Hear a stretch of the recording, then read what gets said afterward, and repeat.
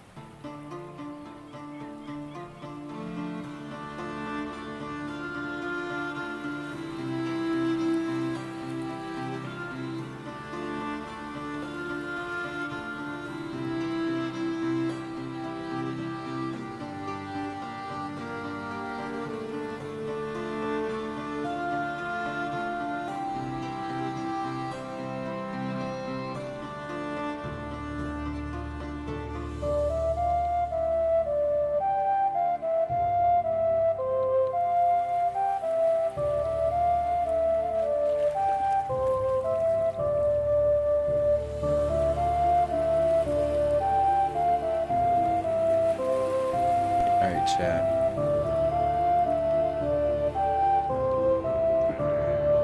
Today I'm gonna be writing.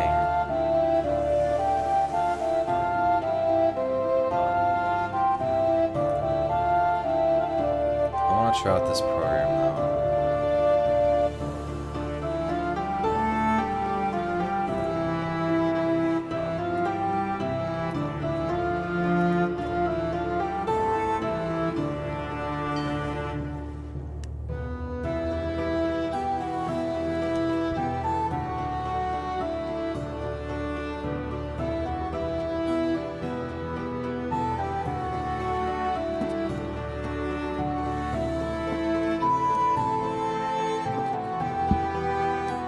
Alright, let's see. I'll try this one.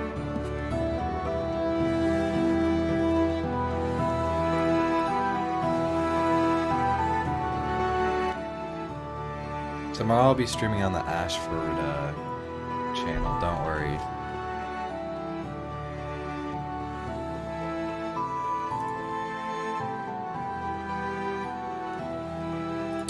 Ugh.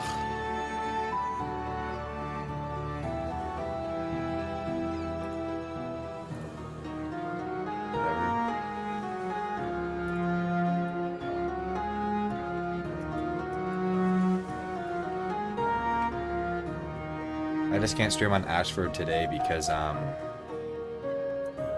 have to wait 24 hours after requesting it. So, alright, how can I change the material?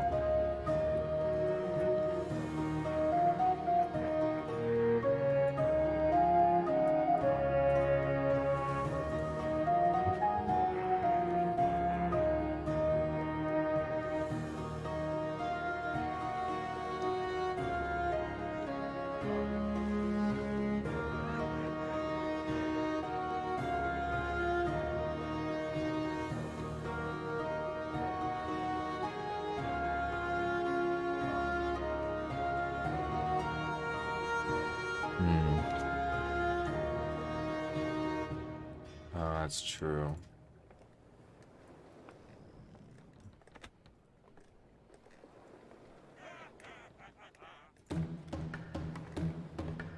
I don't know. I don't know if I want to write. Or I mean, do this. Draw a map.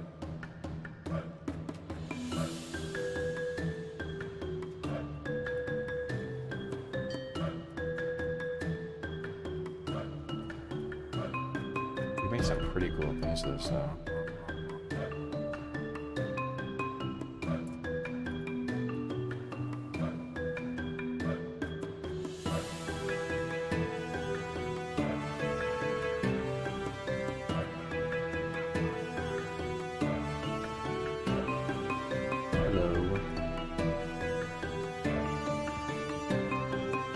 This is the world map I got right now.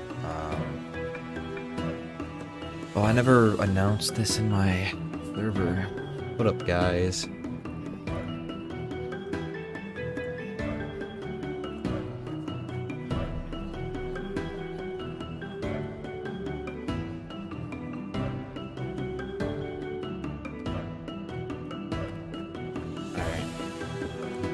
Let's see, let me check a couple things and then we'll get to work.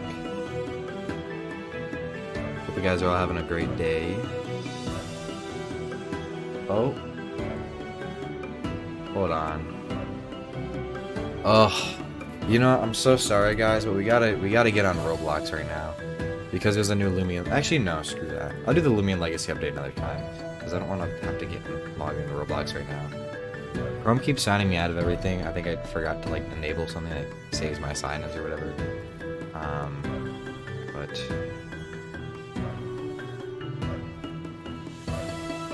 I don't know. Ugh, anyways. Isn't the music too loud? I think the music is way too loud, I apologize.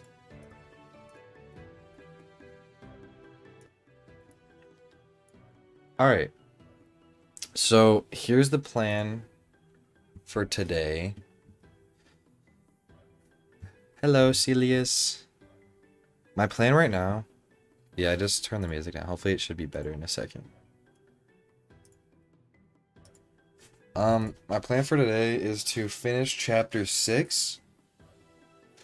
I've played it before. I haven't gotten too much into it, but... So for chapter 6, I'm almost done. I have probably 2 more pages to write. 2 or 3 or 4 pages to write, which isn't a whole lot. Definitely doable. I'm not going to worry about Grammarly right now. I'll go back with Grammarly when I'm done with it. Hold on. And in the public copy, I have page numbers now, by the way, guys.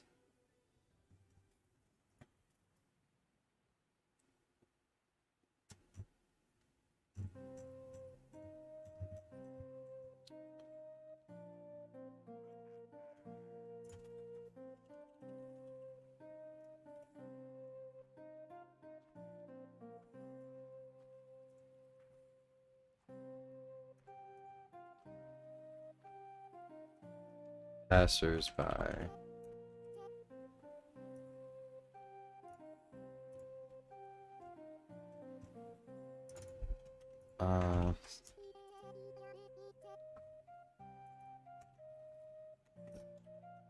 Alright, we're just doing some revising real quick.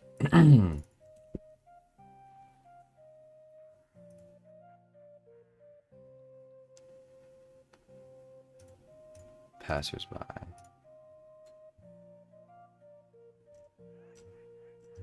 Alright,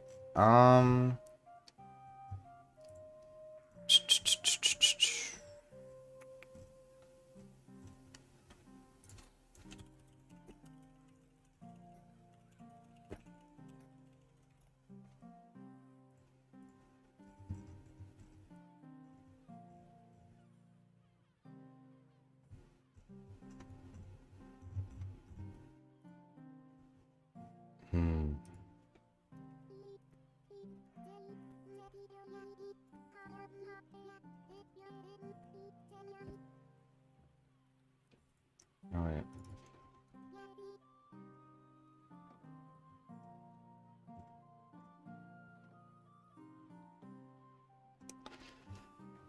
Okay. I got some feedback, by the way, guys. I'm just checking that over.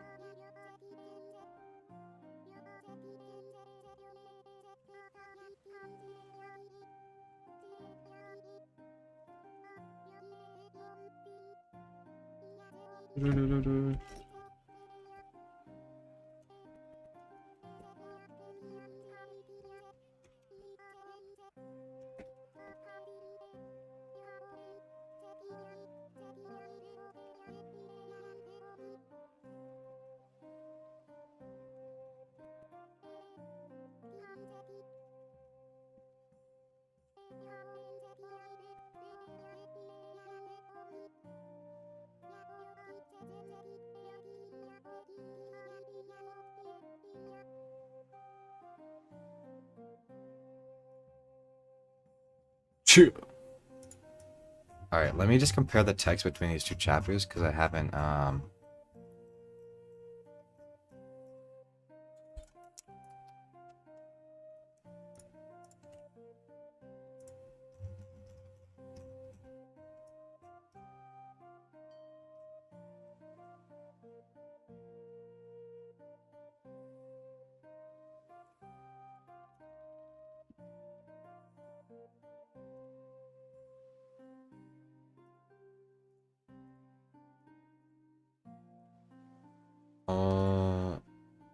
okay. Navy needs to be capitalized here. Because I'm referring to Navy as a proper noun.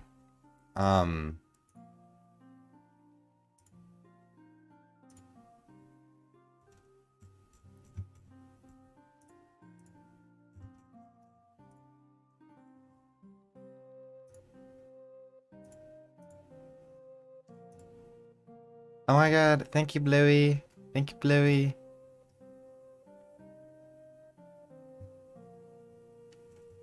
Alright.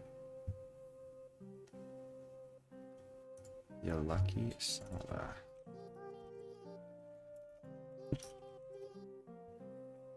Okay.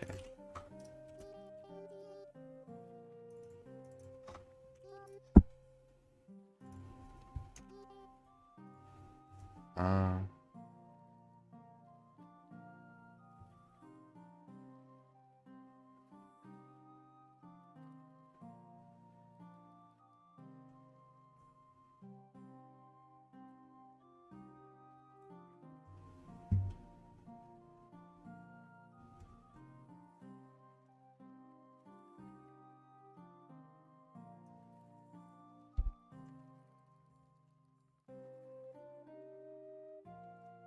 Oh, this is cool.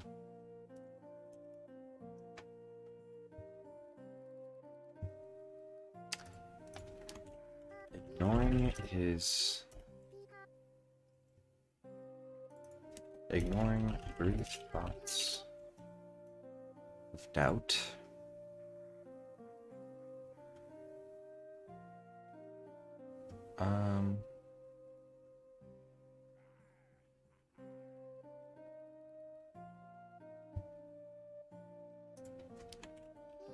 It still had, okay.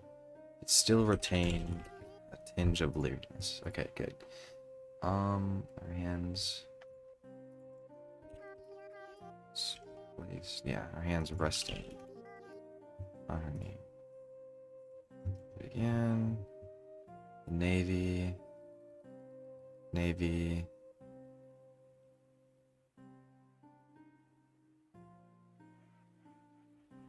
Despite the situation she found herself in.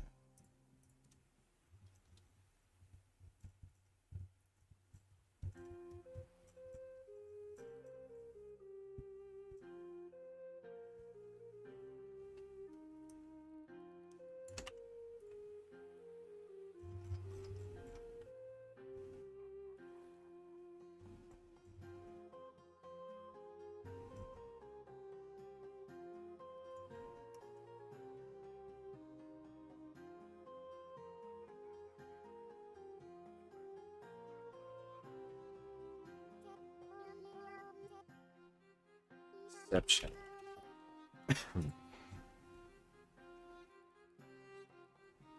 She scoffed, waving her hand in dismissal.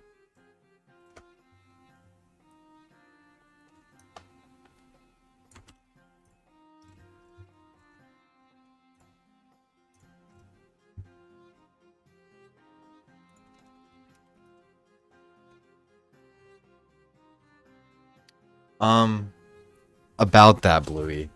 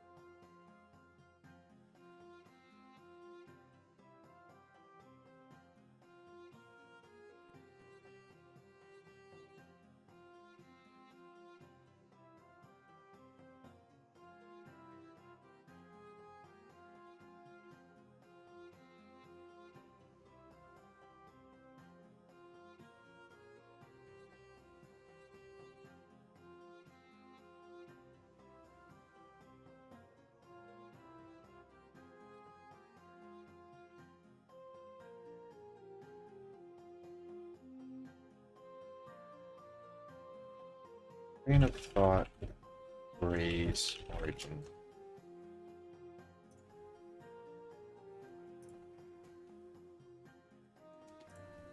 Alright, so I'm gonna say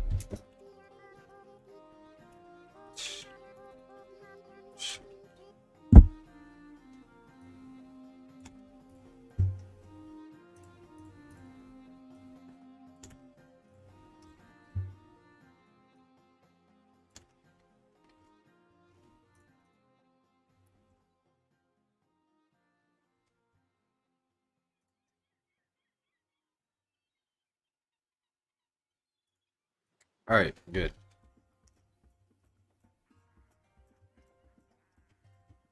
Now I can slot this all back in here.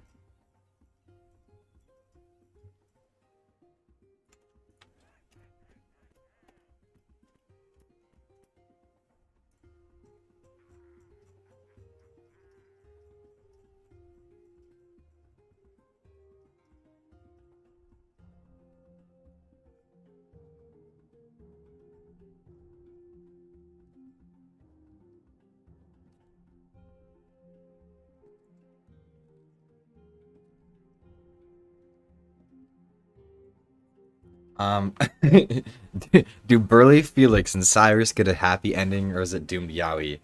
Um, by doomed Yaoi, do you mean they never fall in love? Yes, they unfortunately don't. Cyrus, no spoilers. So guys, here's the question. I could share the Milanote to all of you guys. Not so you can edit it, but you can look it over. I'm pretty sure. But doing that would spoil everything for you guys. So if you want spoilers, then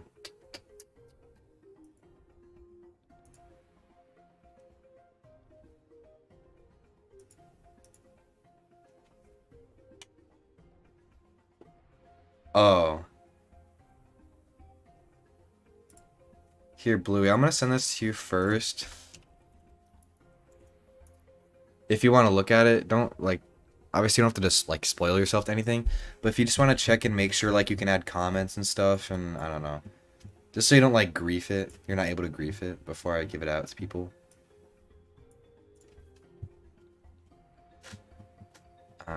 Okay, well I give it to Ducky then.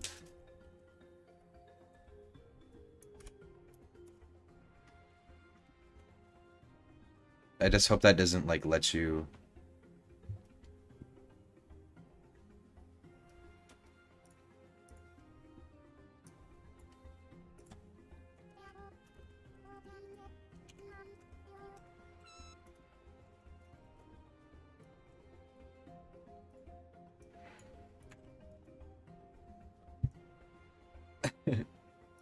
Alright, Ducky, let me know if you can like comment stuff and not be able to grief.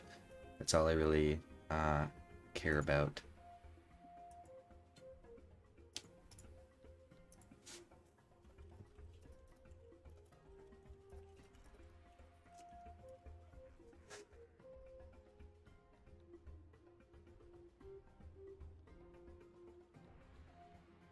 Okay, I'll drop hints for you guys.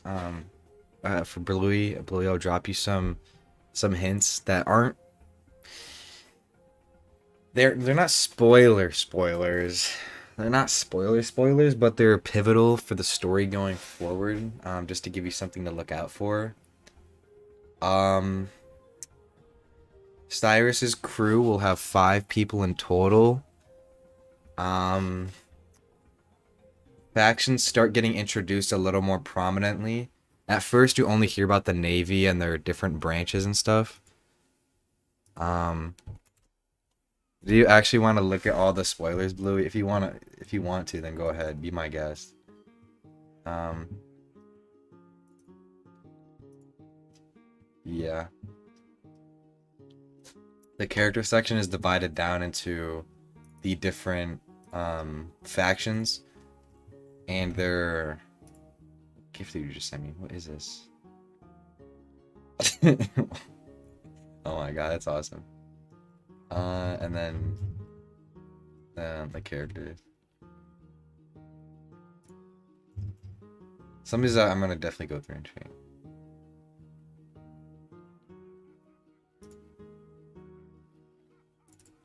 Even. There.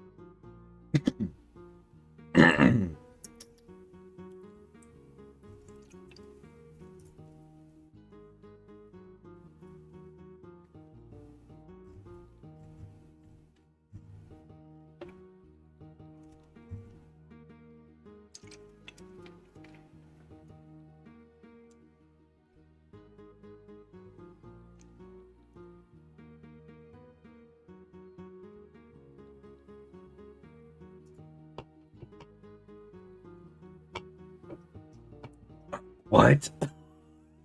What did you call me? Sorry, I'm losing it.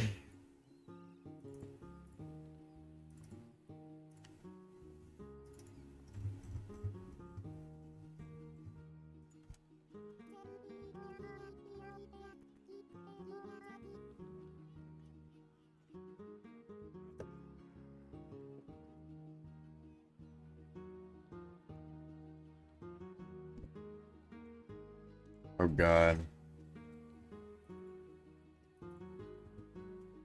Is this One Piece? No. This is I'm writing a novel and it's got like pirates and stuff, so I'm scared to see what Bluey's gonna say. Oh. Oh yeah, I gotta add Burly Felix. I forgot my lore for Burly Felix was. Burly Felix was gonna be a member of the Bilge.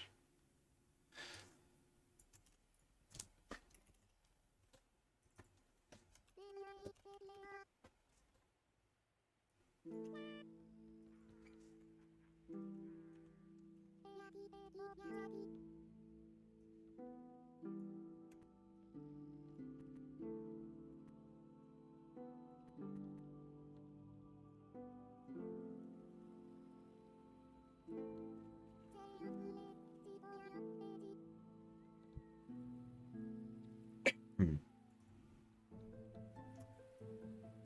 Yeah, I am.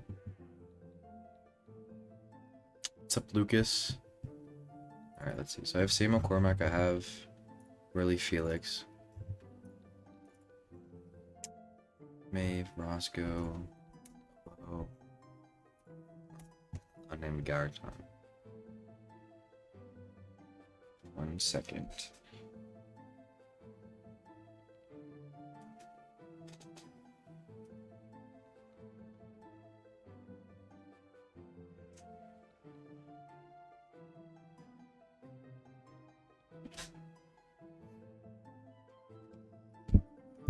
God, my phone's about to die. I'll be right back. I'm gonna plug it in.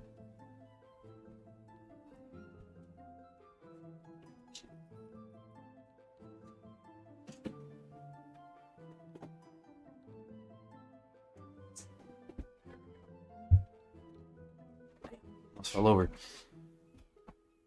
Alright, so Blabber Dart, this is not for a game. Mwah. Alright, time to draw a character tree. Flabbergat? Really? Cyrus? Hold on. Cyrus. We got Maeve. We got Roscoe. This is like the trifecta right now. We got Horace. We got Edmund Bull.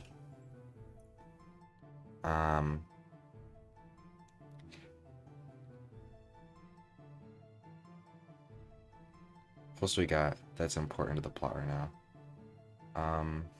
Oh yeah, we got Parrot.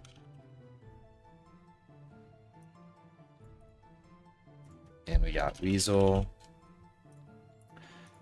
So right now,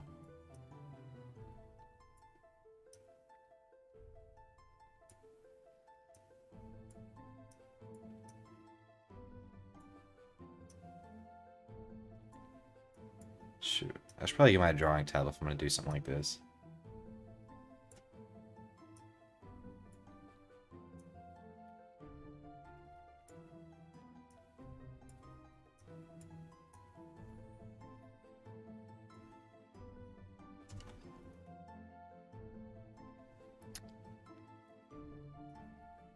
Cyrus knows Edmund Vol. Maeve knows Edmund Vol. Cyrus knows Morris. Morris is gonna meet Parrot. And Morris is gonna meet Weasel. Who the freak is Roscoe? Clearly, Blue, you haven't been reading the up-to-date chapters. Oh. Roscoe is the tritagonist. What's up, Luna?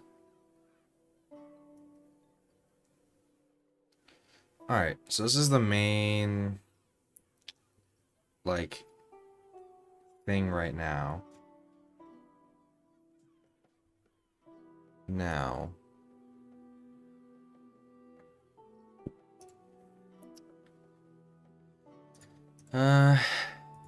Yeah, I'll minimize that for now. Anyways. Get out of here, Bluey.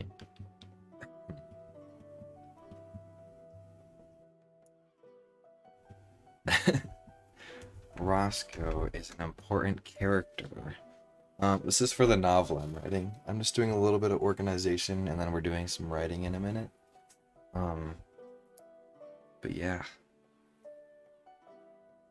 I definitely want to redo some of this map, because just how I'm writing it, Gangplank Island is a little far from where I want to be with the blank plane. So I'm thinking the blank plane would be moved more, like... Let me actually open Clip Studio, hold on. I think I might do that right now.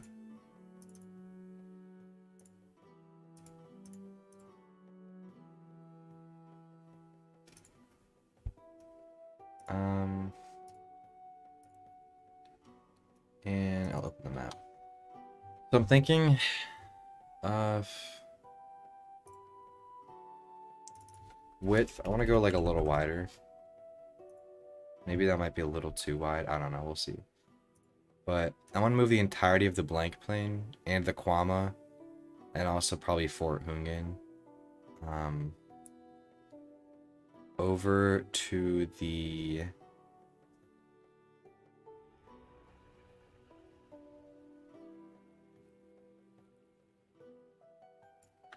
west more, or east. My bad.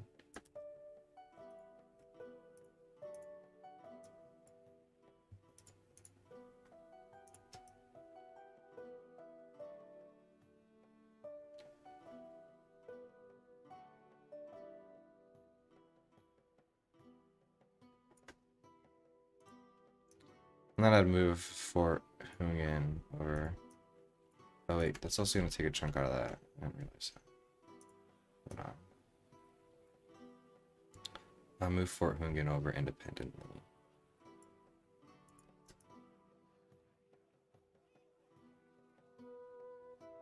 Probably like here. And then Gangplank will be over here. I'll move these islands a little bit.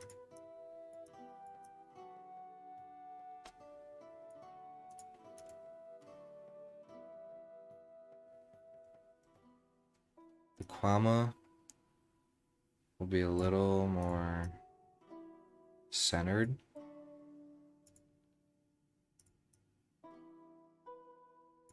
Or might actually just be over here, honestly.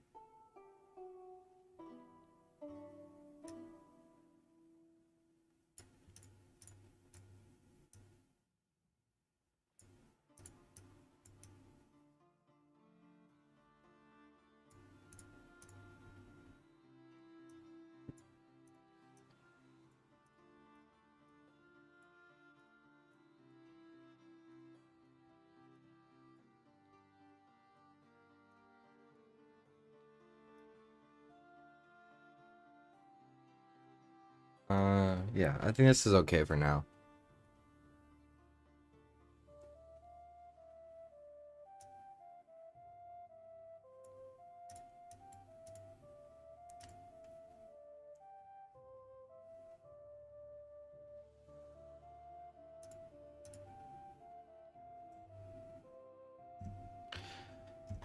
So, if you guys have read the story, well, I guess it's gonna be maybe spoilers a little bit. I don't know. Whatever. So they start at Galebrook, or Valebrook, my bad. They start at Valebrook. This is where Cyrus departs to Port Noble. He eventually reaches this island. I think I might actually want to. I might move Valebrook a little bit more over here. And then move the entirety of Greenstock Reefs just over a little bit. I can always go back and change stuff later. Yeah, so they start at Valebrook. They start here.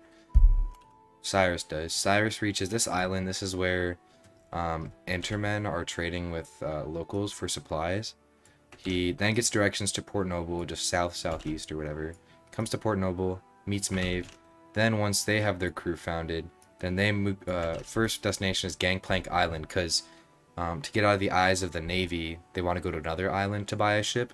So they get smuggled over to Gangplank. They buy a ship here, and then they hear about.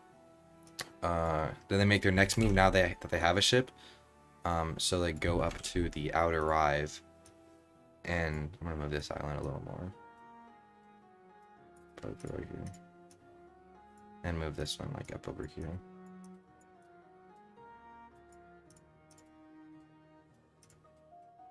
So then once they're at Gangplank, they get their ship, they just sail straight north to Outer Rive. They land at this settlement here. This is going to be a game eventually, someday, don't worry.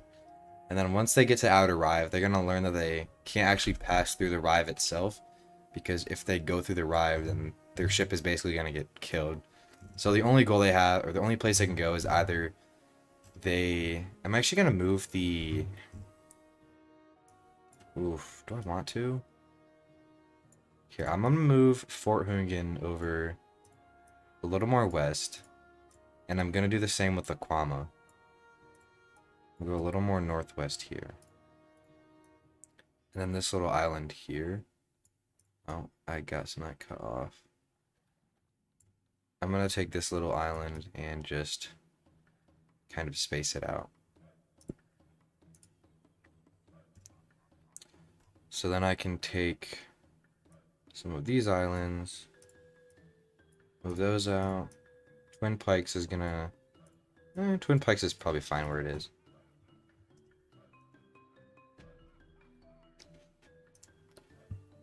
So overall, the path they take is from Valebrook to Port Noble to Gangplank to Outer Rive, and then they decide whether they want to go through the Arc Stream and go farther inland but a more dangerous route, or if they want to take the longer, safer way, reaching the western coast of the Blank Plain.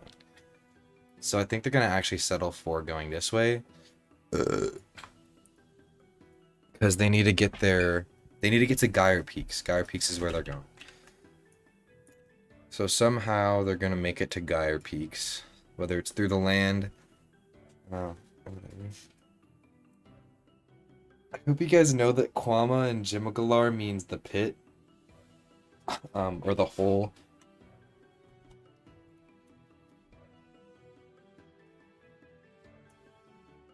So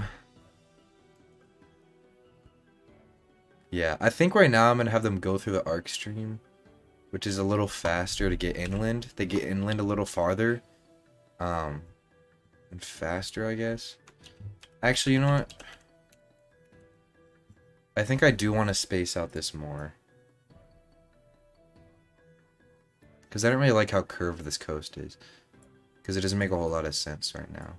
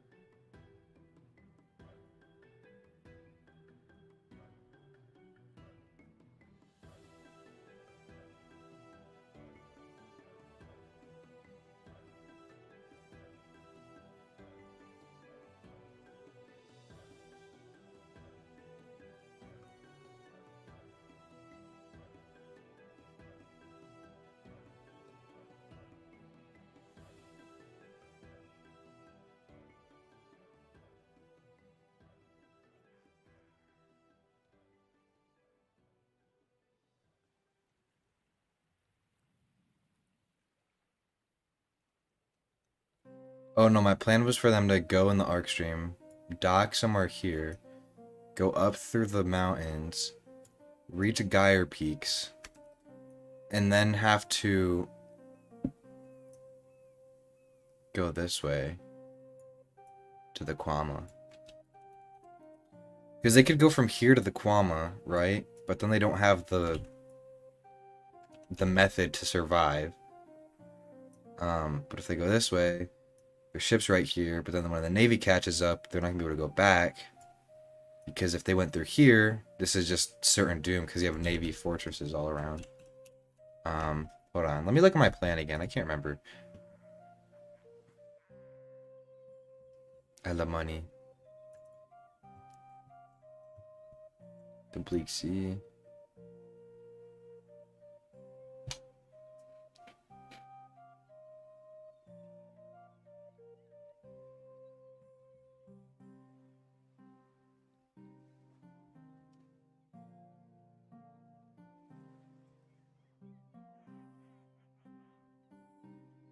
I never decided which way they're gonna sail.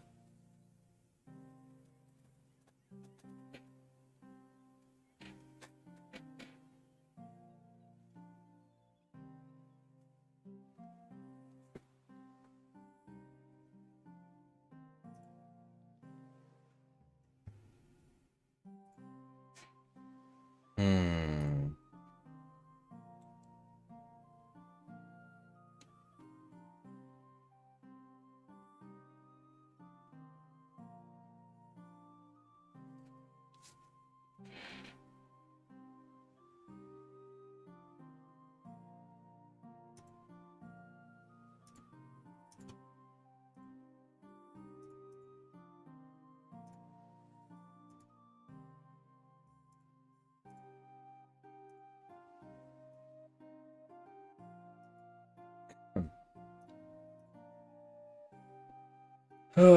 Alright.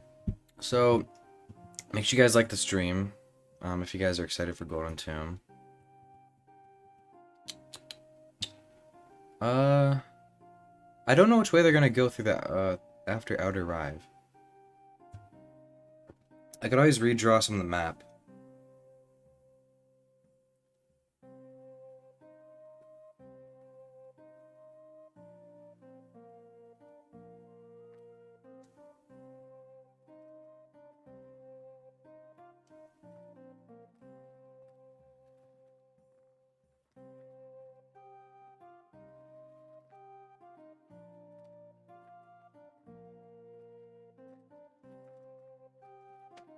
Alright, so here's what I'm thinking, right?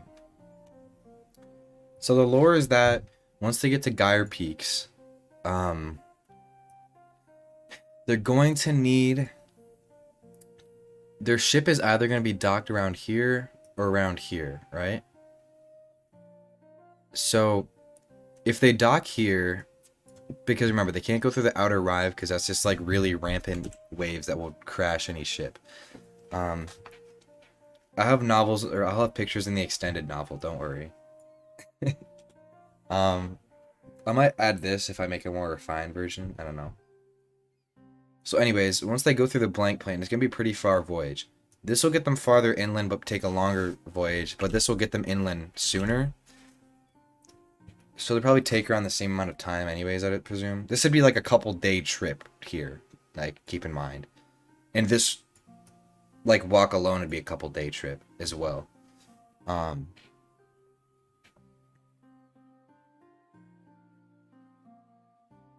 So they either do more walking, but dock faster.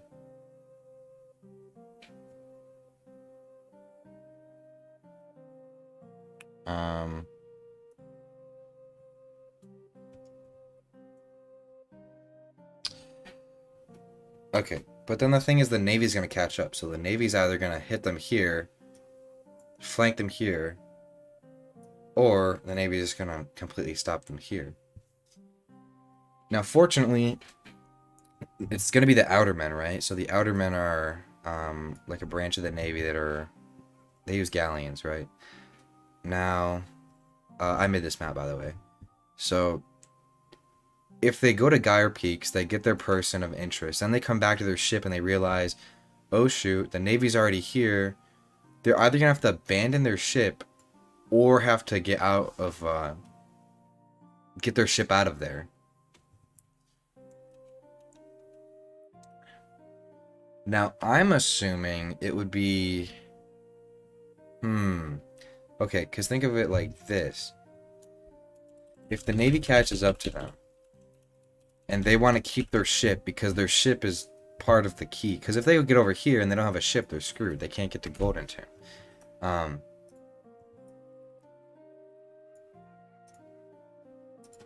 So they're gonna have a what ship they're gonna have? I think they're gonna have a ketch, because that'll be a lot faster than a galleon, a fore and aft rigged ship. I'm thinking if they dock here and they get on their ship, the Navy would have come through the arc stream behind them, so they end up here. Given the Navy has a whole, like, they don't have a lot of men to send out there, because outermen crews usually don't have that many people, unless this one specifically is bringing more soldiers because they know they're gonna have to fight on land. Then I don't know. But if they get their ship here and the Navy chases after them, they can go through this little passage here, which wouldn't be large, which would be a lot harder for the galleon to navigate through, and would take longer for them if they wanted to go around. So not only do they have the advantage there of being faster, and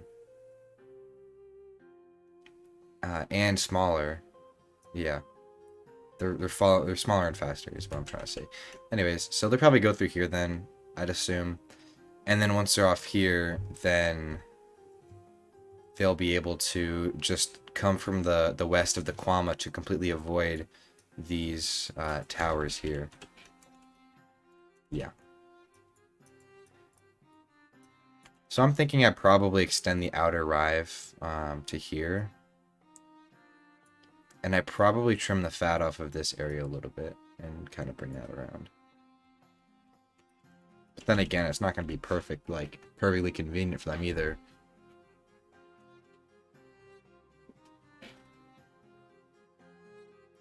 Alright, I'm going to keep that as a note.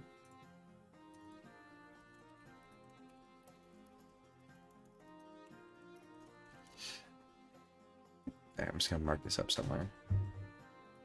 So they start at Valebrook. They come to Port Noble. So Cyrus steals a ship to get to Port Noble. Or actually, wait. Sorry. Hold on. Cyrus steals a ship to get it to this island, which he then gets directions to Port Noble, which of course isn't that far, but still out of view because, you know, the horizon's only so far away. They come down to Gangplank Island, and they officially obtain a ship now that the crew's formed. They depart from Gangplank, they head north, and they reach the Outer Rive.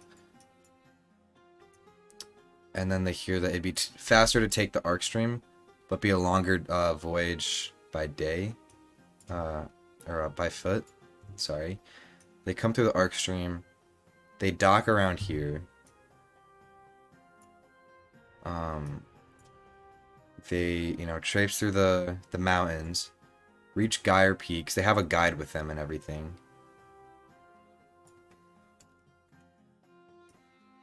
Once they reach Gyre Peaks and they get their person, they come back. They realize, oh shoot, the Navy's caught up, and then they manage to barely avoid the Navy.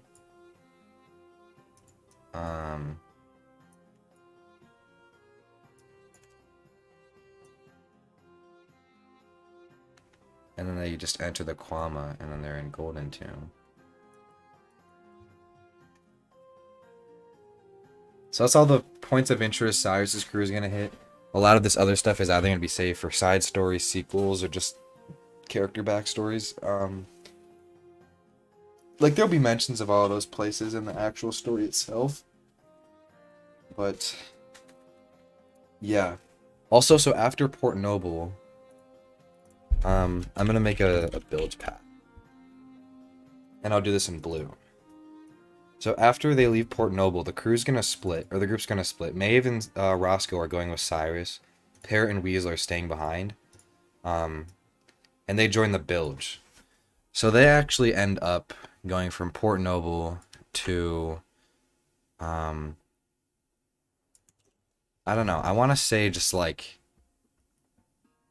after some time has passed, they go to Scab Islands, which is...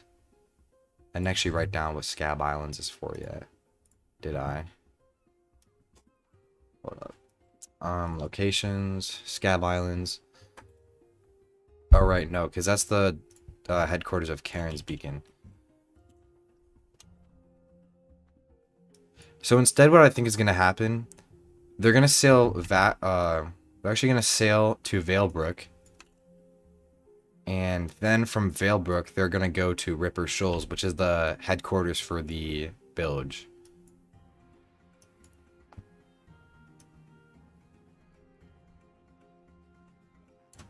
And then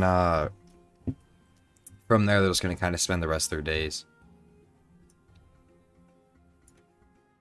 Now, there's going to be other moves happening in silence from Karen's Beacon. So Karen's Beacon is this crew of pirates formed that kind of just, after the fall of the Pirate Republic, their goal became just continue killing off the rest of the pirates and becoming the ultimate pirate crew, essentially. Just asserting complete domination. So they start at Scab Islands, and we start hearing movement from them around... Actually, sorry. They start here, because on the way to the Outer Rive, Cyrus's crew is going to see a conflict between the Outermen and Karen's Beacon. So the Outermen actually depart back off for Golden Tomb, so I'm going to make an Outermen path. And Karen's Beacon started at Scab Islands. They headed for this small atoll here. And as the Outermen left from Port Noble after returning with Serval and all them. So by the time they're at Gangplank, that's when the Outermen are departing again, because they're ready to go on their next voyage.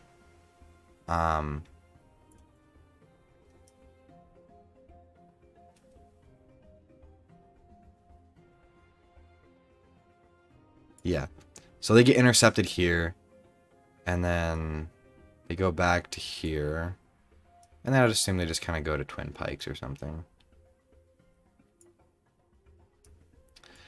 As for the Outermen operate a little differently. So I'm going to do some directional arrows.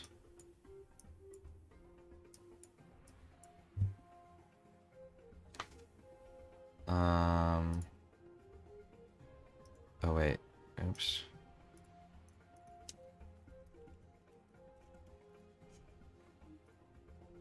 Are you guys still alive? Are you alive? You love Pookie Bear? That's awesome. Papa Chulo. Anyways, okay, so now I can actually plan. Alright, so then these guys are going from there to Ripper Shoals. And now let me just get the red for the ibis wings.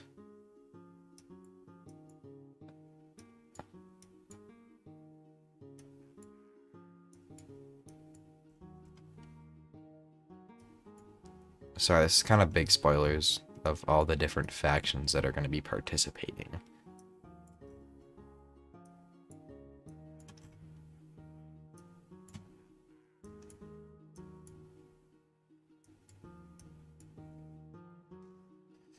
And then once they get to the Kwama, that's kind of where they end off right here. So the outer men get a little more interesting. I think I should probably include an island just around here as maybe like a pit stop for the military, for the Navy.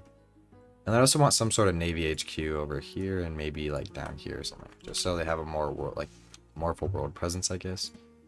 Anyways, the outer men, I probably should have used blue for outer men, but I guess I'll be fine using purple. So they end up going here. I'm gonna do like a little cross swords icon or something with Karen's beacon.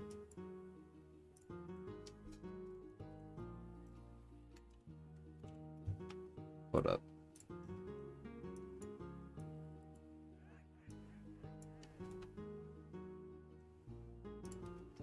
Alright, so the outer men are going to clash. So they pass by this island, and that's when Karen's beacon like attacks them or whatever.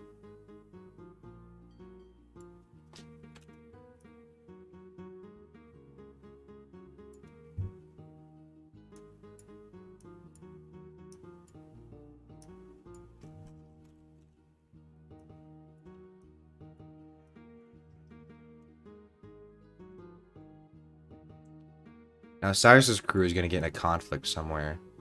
It's probably gonna be on the way.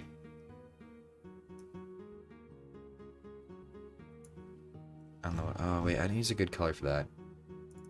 Ugh.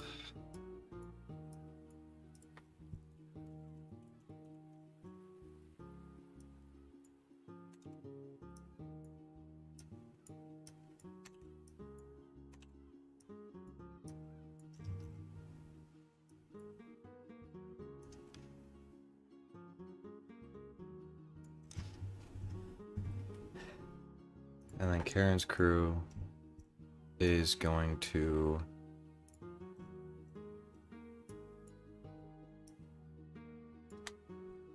I don't know why that didn't like. Okay.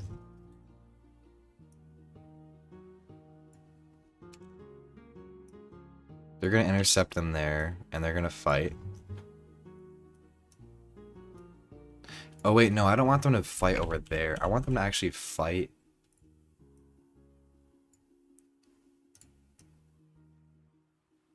They gotta fight here, because Cyrus's crew is actually gonna see it.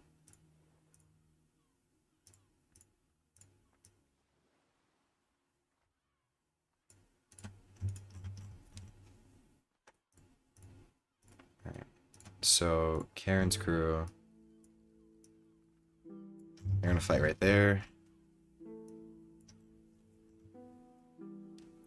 And then the outer men are going to fight them on the way.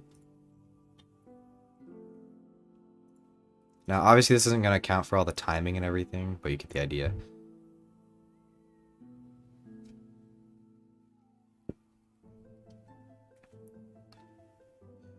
And I don't know what they're going to do there. I assume it ends up being like a tie or something.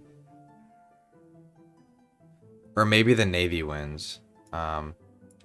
The thing is, so the Navy, the Outerman crew has all the coppermen on the ship, all the mechanical soldiers. So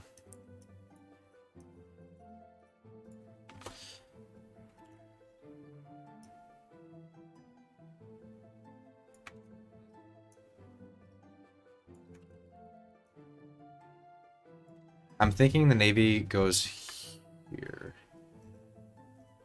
I don't know. And they're probably gonna say like, "Oh, we just saw him there." Yeah. Then like a day later, they're gonna depart. They pass through there, and that's where their voyage to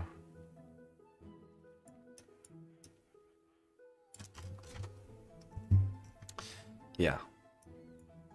So then after they come back, they're going to head to Fort Hungen to deposit, and then from there, they sail from Fort Hungen down to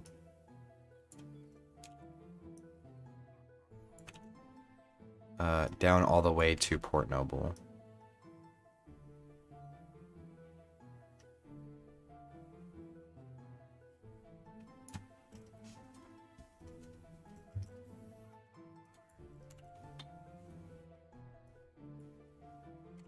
What's up? I'm just planning stuff for the novel I'm writing right now. I'm just kind of doing roadmap and ship routes and stuff.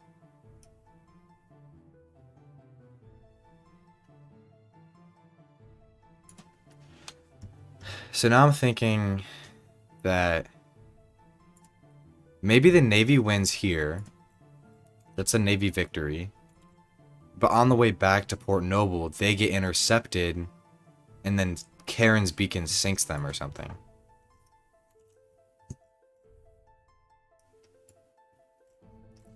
I think that would be a good idea. Because then I could write an episode about that.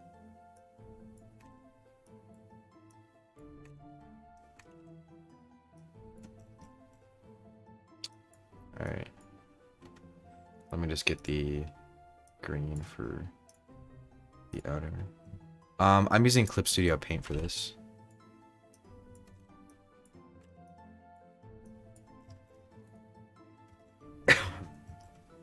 Oh, actually? Yeah. Okay, so I can have the outer men get ambushed by the by Karen's beacon over at Twin Pikes in anticipation.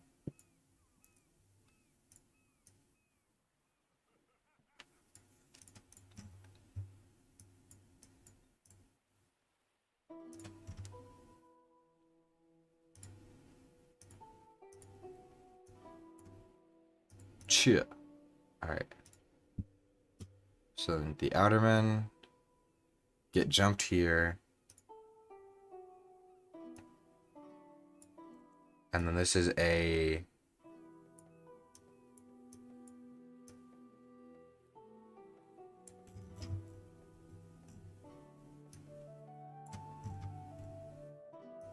yeah.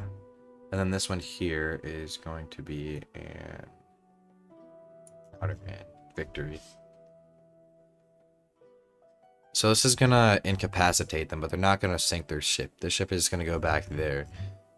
So it'll show the power of the outer men, but also introduce the threat of Karen's beacon, who's even standing a chance against them.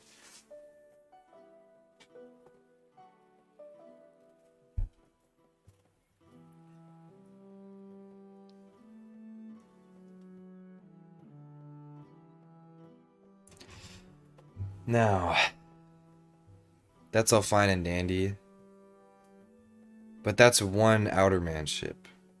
That's the one that returned.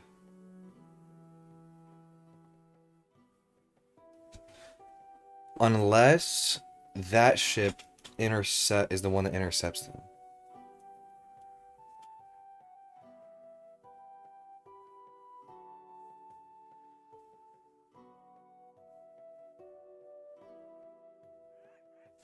So if they depart by the time that they get to Gangplank, so The smuggler ship and the outerman ship depart around the same time.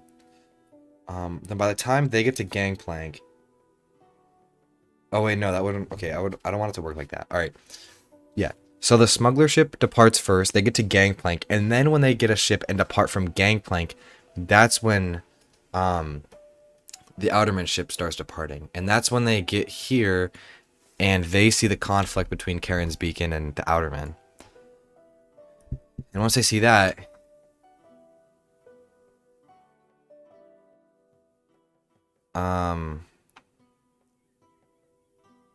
wait, no, because then they're gonna get there around the same time, aren't they?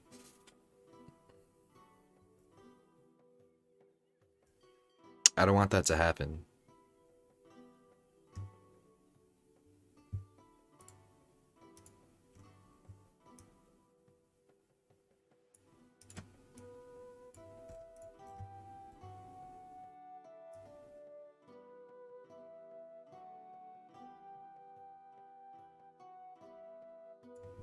Maybe they don't stop at the outer Rive then.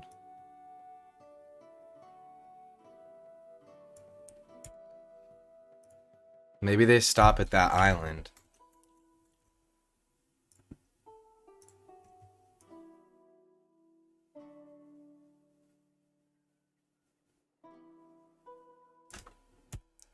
Alright, so here's what's gonna happen. Ready? So they go here. The Karen's Beacon crew goes to this island, waiting to intercept the outermen. The outermen manage to sink their ship or something. Or at least incapacitate them. Then they stop here. They stay here while they repair their ship. Cyrus's crew manages to get to this town. And then, after that, then the outermen depart from that island. Come to the outer Rive. So by this point, Cyrus's crew would have already been at the arc stream, and then they can depart from the outer Rive to Golden Tomb. And then after, by the time they get to Golden Tomb, is when they're already on foot to the Gyre Peak, so probably about halfway. So they've landed after like a day-long voyage or something, because the arc stream's probably like one of the fastest channels of water in the known landscape, because of the inner currents, I guess. I'll figure something out with that. Anyways, so once that happens, then they're gonna be having like a week-long trip on foot to the Gyre Peaks and probably stop at this settlement here. I think I'll write that right now.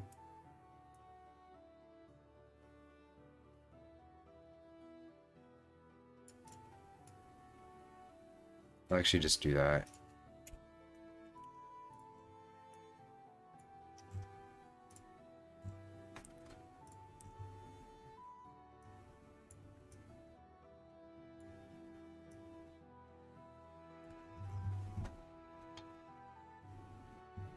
And upon reaching the Gyre... Oh, wait, because then they have this cave here. I'm cooking. Okay, I was cooking with the design, not gonna lie. They're gonna hide out in this cave, realizing the Navy's caught up with them. They're gonna book it for their ship. They're gonna get in their ship, and they're just gonna go. Maybe along the way... Or maybe just, like, early on.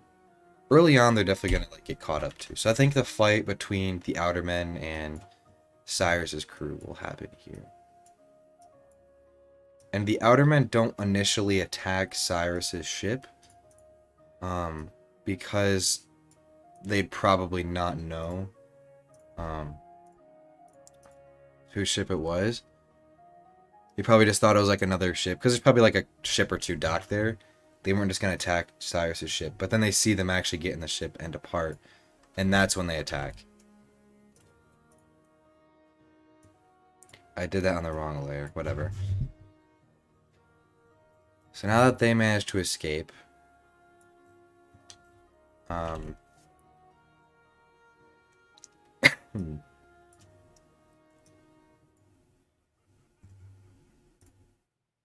let's see.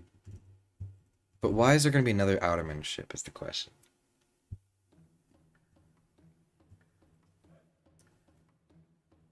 I mean, it doesn't have to make sense. Maybe they just come from inland or something.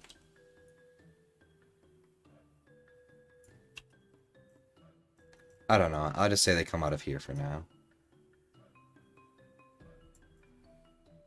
There can always be multiple Outerman ships.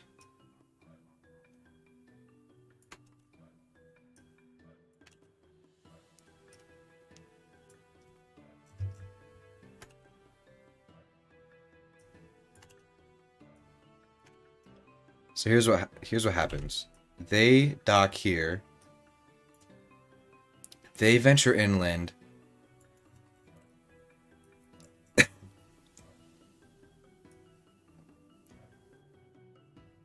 And some of them catch Cyrus's crew here.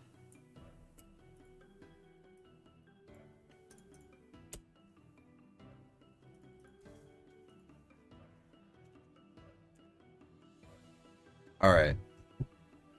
So then they fight again. Oh, this is the first encounter. This is their first actual conflict.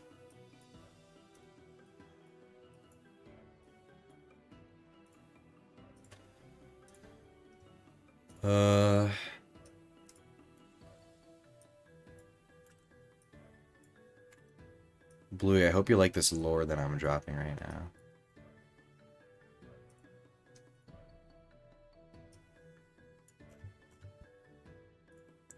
Cyrus's crew will win this fight.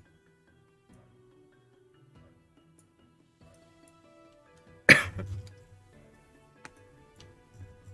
just gonna do like a little person icon here. Just so I know that these are like people being sent.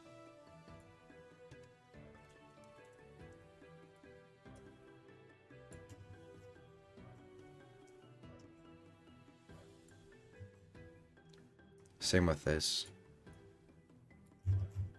Those are people being sent over.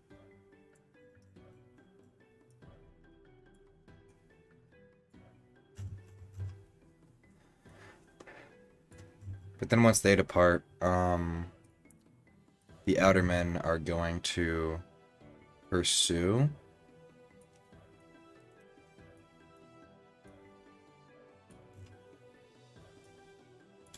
They're going to try to chase them to the channel, realize it's not going to work.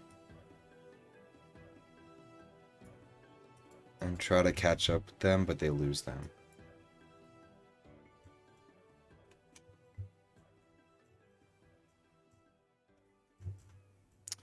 You missed a decent amount, I'd say. Not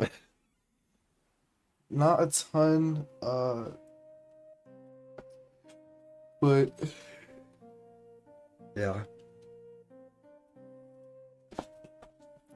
You can just absorb the sights.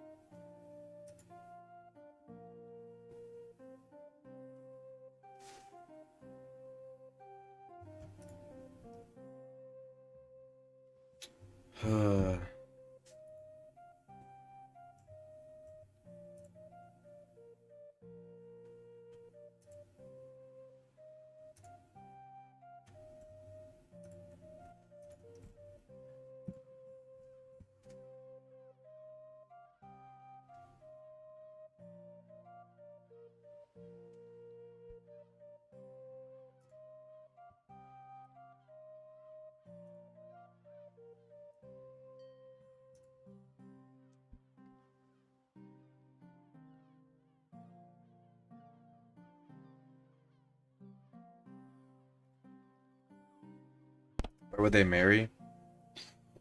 Probably Twin Pikes.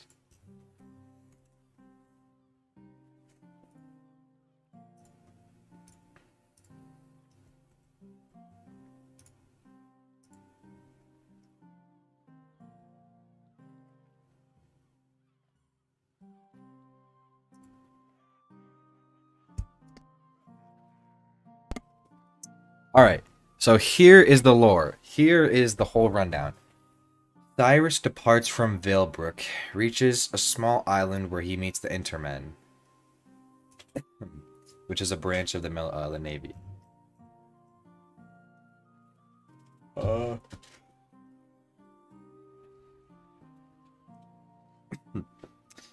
Uh, Cyrus ventures to Port Noble where he meets Maeve and the Outer Men. Um, Cyrus travels to Gangplank Island and buys a ship. Well, they get smuggled to Gangplank Island. Um, After Gangplank Island, they depart. They see a ship conflict between the Outer Men and a notorious pirate crew called Karen's Beacon. And eventually, they reach the Outer Rive. Um, the Outer Men settle here to get all their shit in business, repair, whatever. Set off the next day. By the time they've reached the Outer Rive, Cyrus's crew has already departed and headed down the Arc Stream.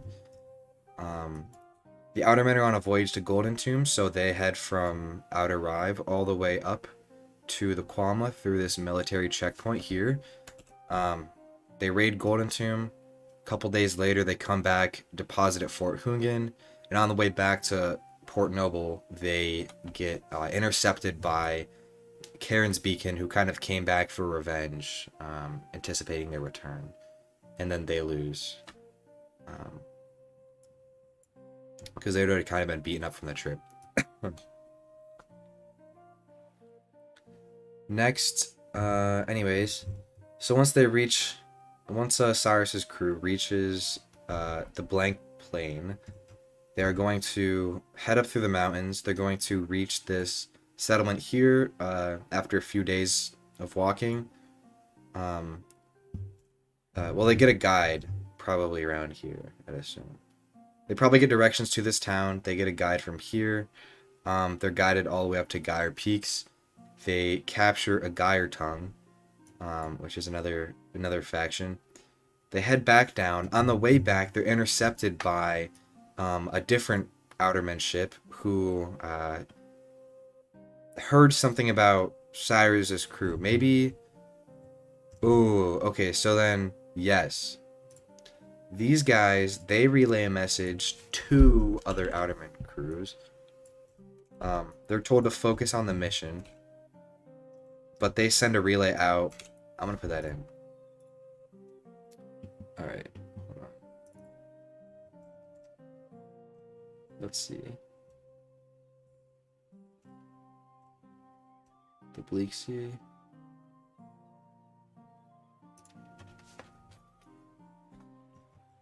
Oh.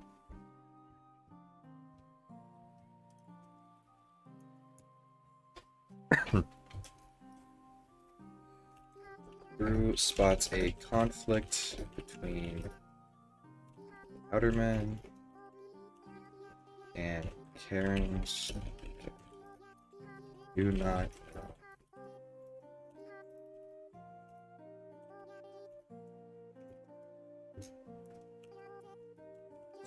Knows signified. Whatever.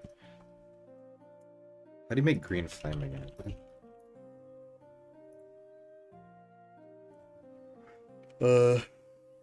Copper sulfate.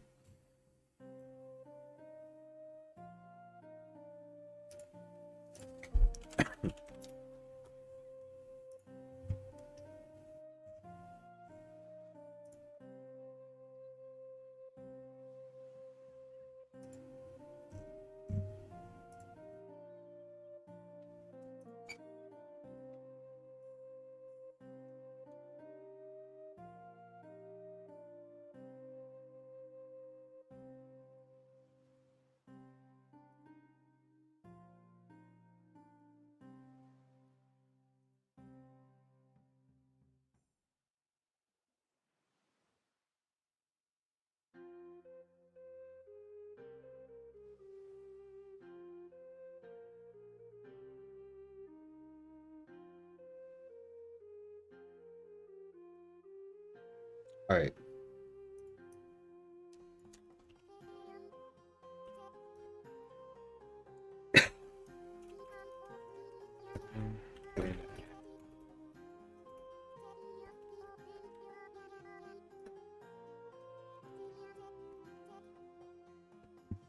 Right, so they arrive at Outer Rive.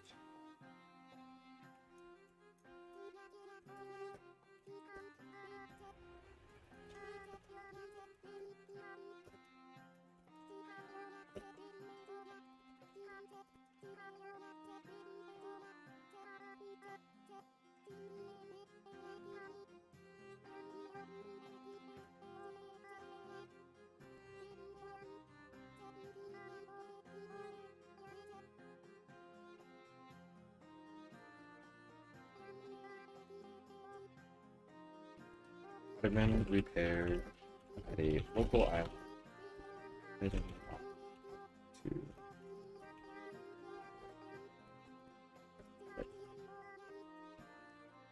on to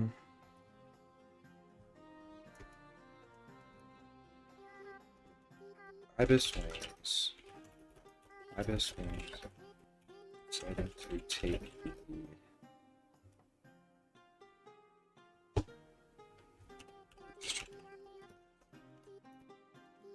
they said the Utterman ship arrives. Few rumors are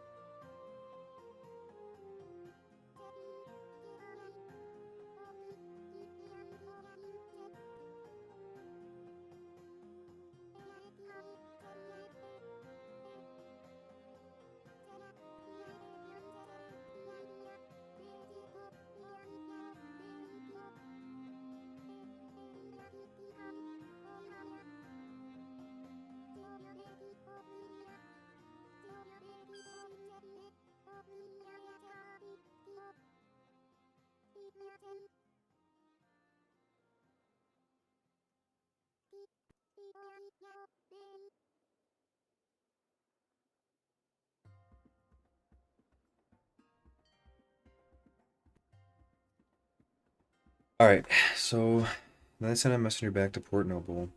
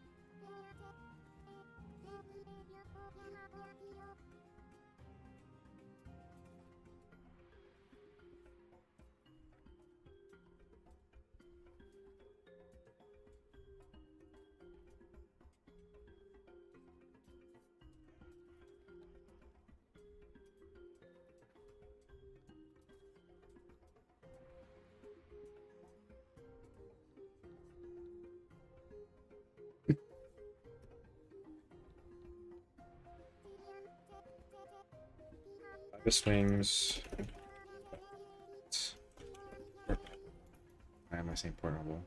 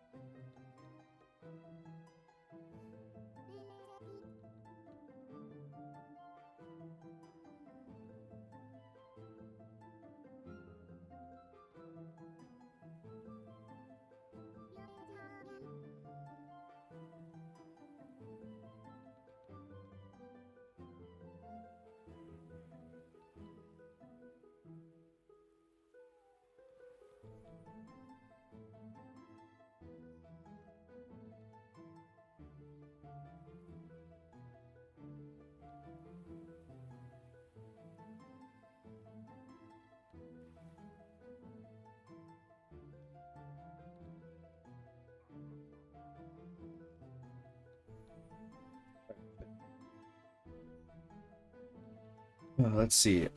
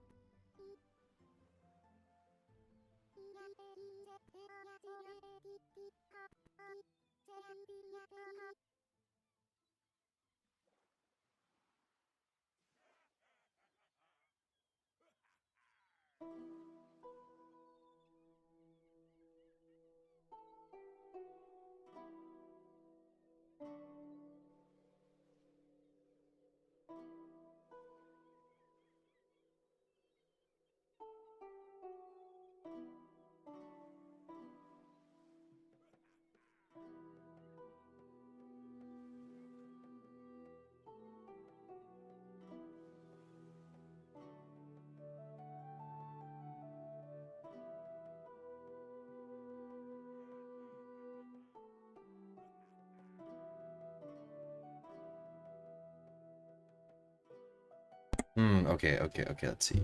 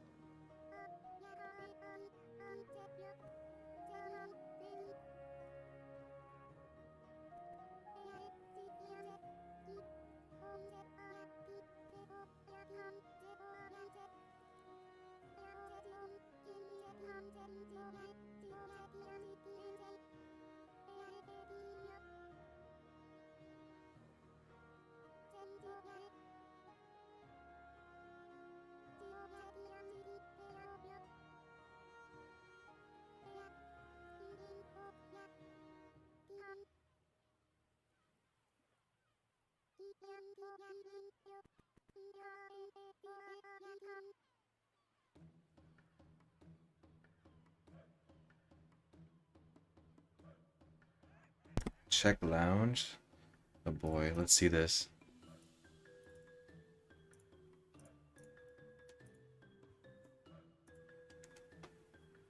Oh my god.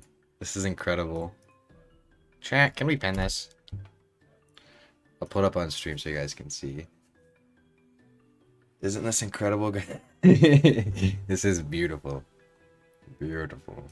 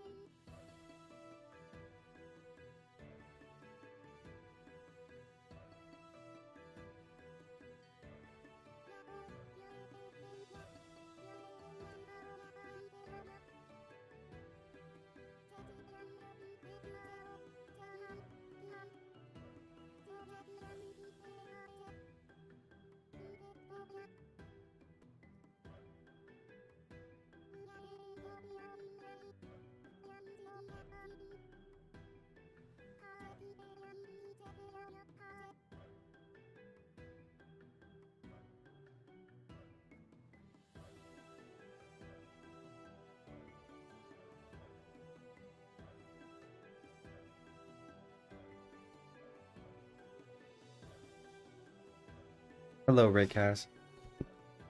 Alright, I think it's a good plan.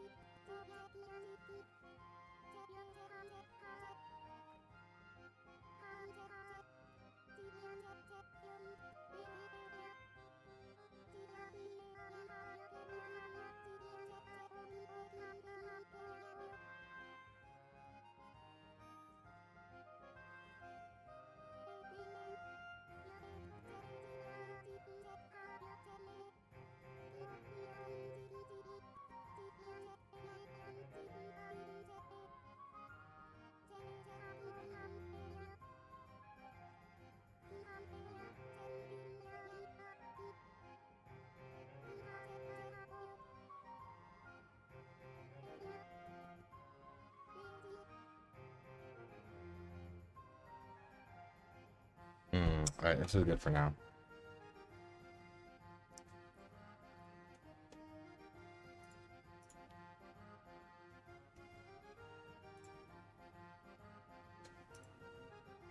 I'll be right back, and then I'm gonna keep writing.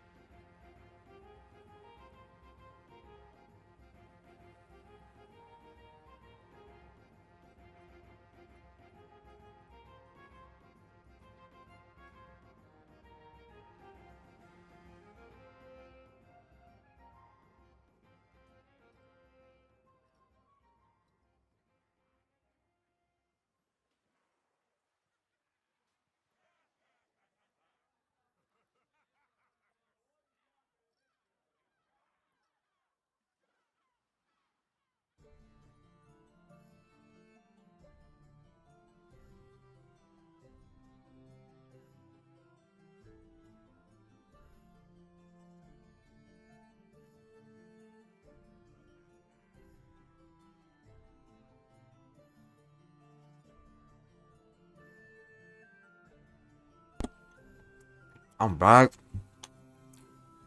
I'm eating a hot dog.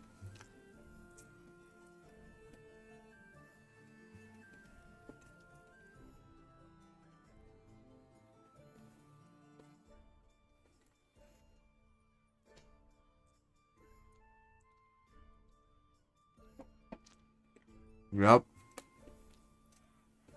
I am. I'm about to continue writing in a sec.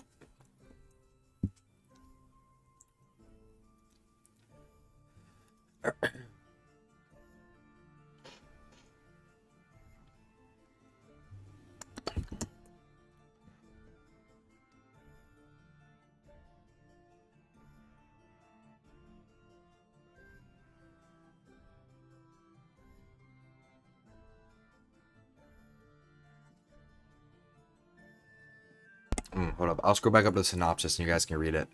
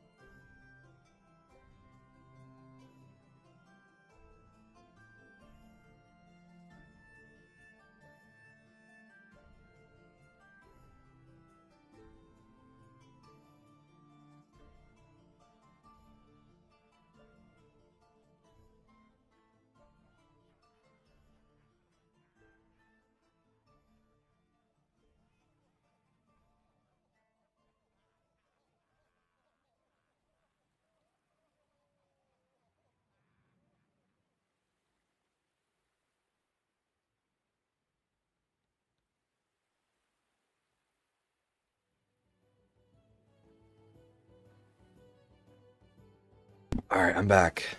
Ugh.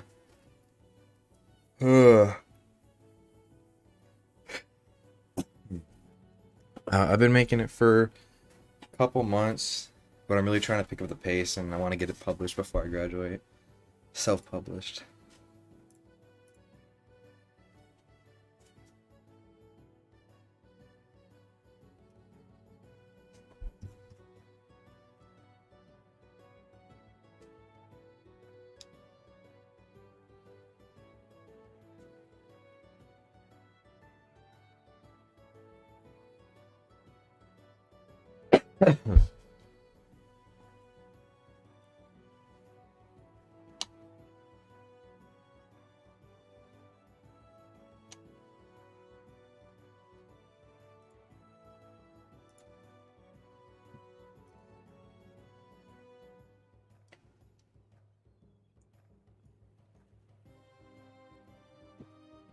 Hello, Epic Gamer.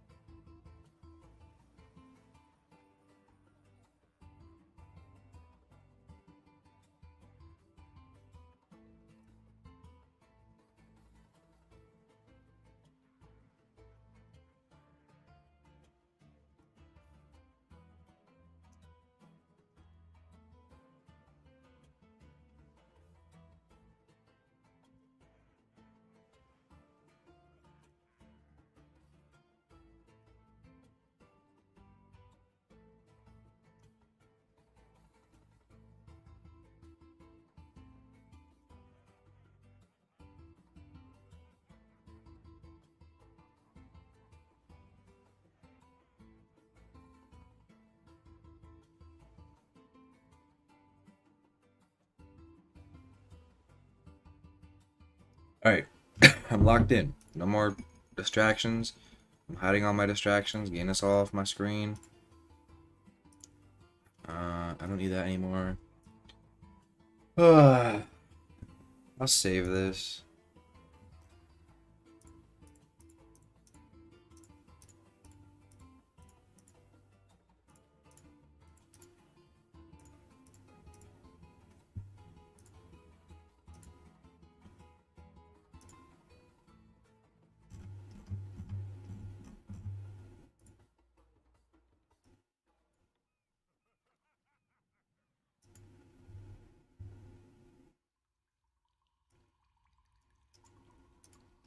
Dark sewer ambience. I guess this is what we're going with, guys.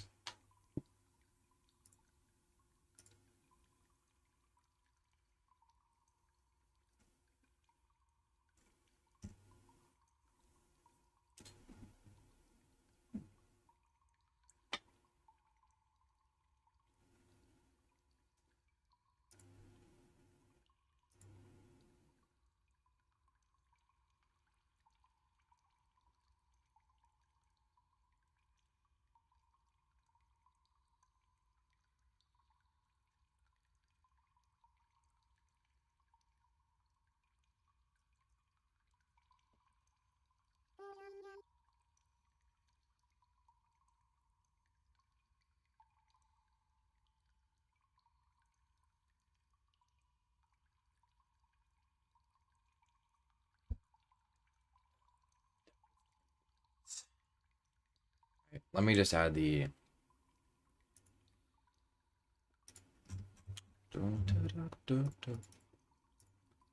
Alright. So this is going to be Times New Roman. Make a size 14 and I'll center it. Maybe size 15 just because. Alright. There we go. So now I got page numbers, which is nice.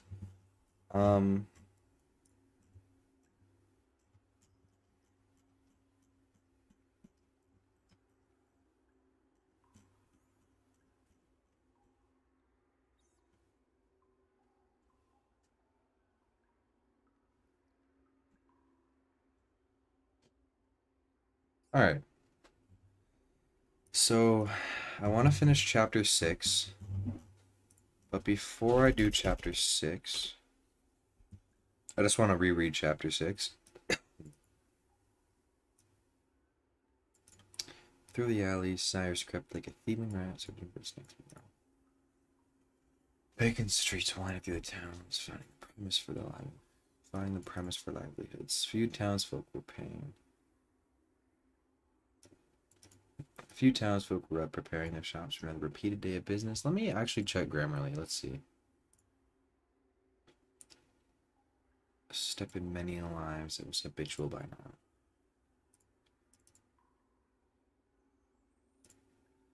Alright, watch, guys. Instead of paying for Grammarly Premium, here's what you do. Ready? I hope this isn't like doxing me or anything. I really hope. Okay. Oh, shoot. Oh, oops. I don't know I could click on that and do it. That wasn't supposed to happen.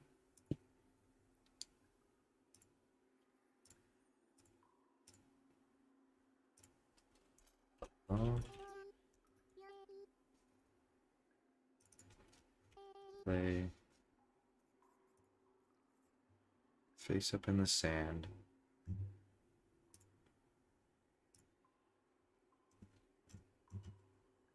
Check for plagiarism. No, I'm not doing all that. Haunted hat game?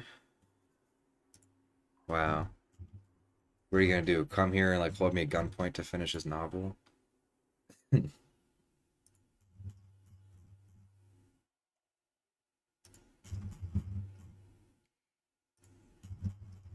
Alright. So here's what's up. This is spoilers for anyone who hasn't read this far, by the way. Well, there's more suggestions.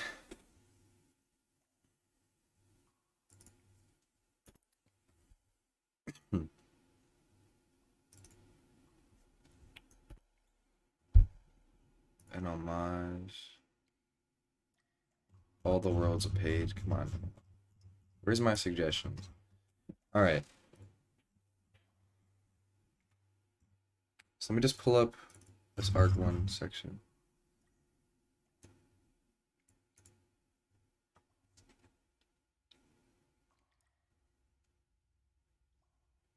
Right, meow.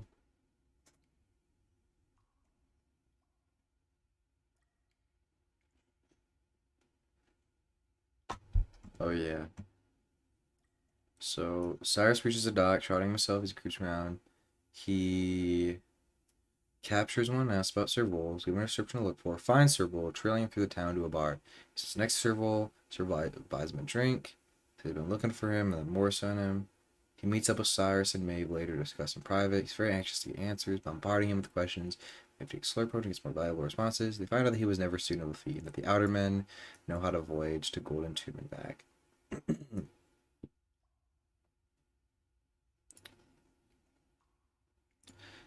He's shocked, demands to know how. Serval refuses. Is he bound by a pact or something?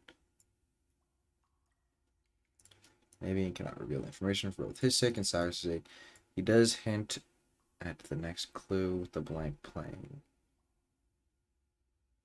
Cyrus has heard of it, but never thought much of it, assuming it to be mostly a hollow constant, but no substance.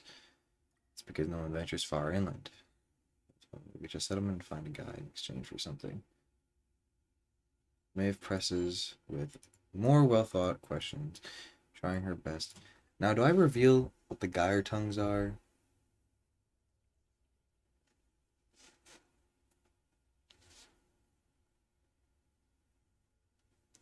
I think I'll reveal what the gyre tongues are when I actually get there.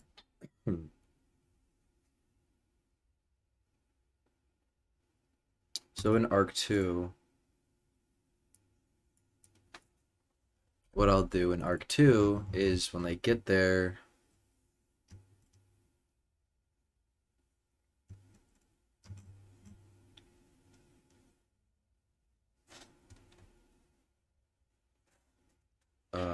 they don't initially realize shown by the townsfolk.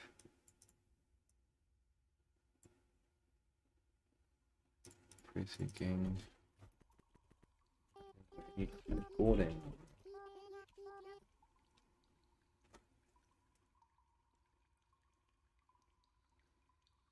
Test magic.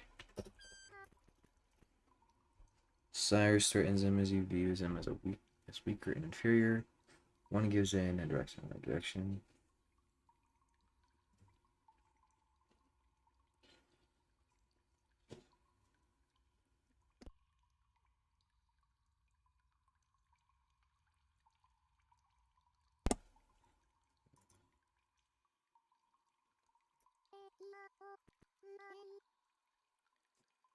Um.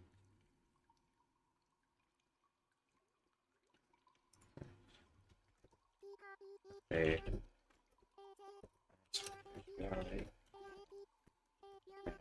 Let's be looking at the items.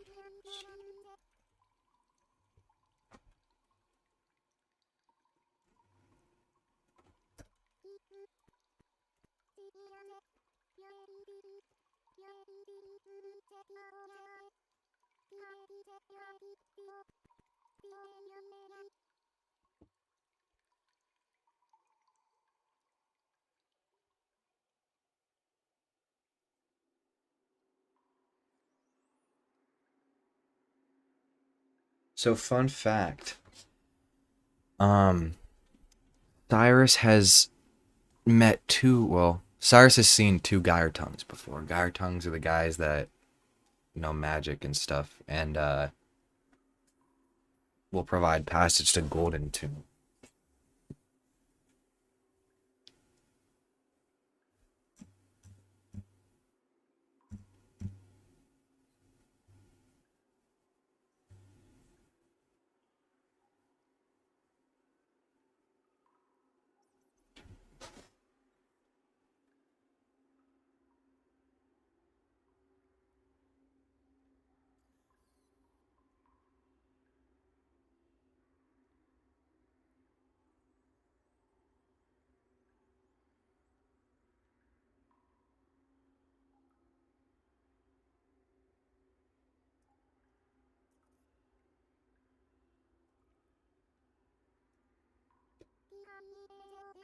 Yes.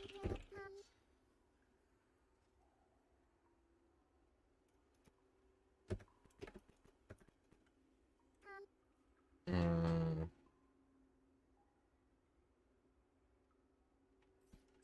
no, and they don't discuss the Gyre tongues. What do they discuss? I forget. Uh, I just had the freaking idea.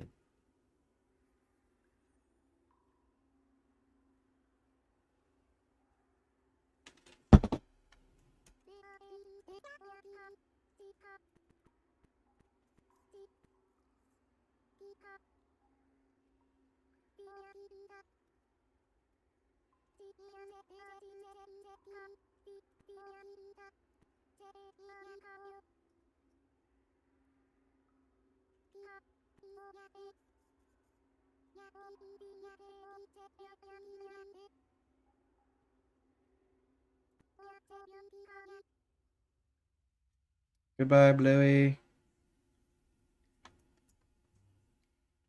This is one cat. Young cat.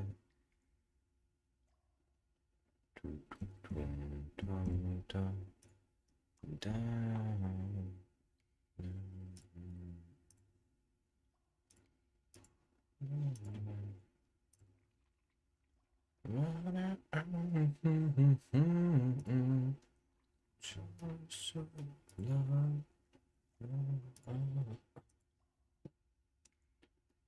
I'm having a time of my. I love Pierce the Veil.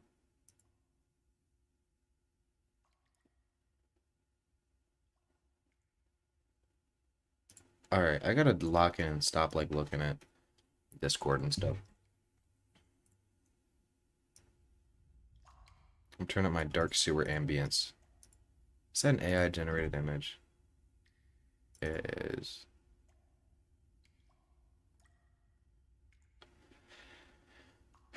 Oh boy, AI.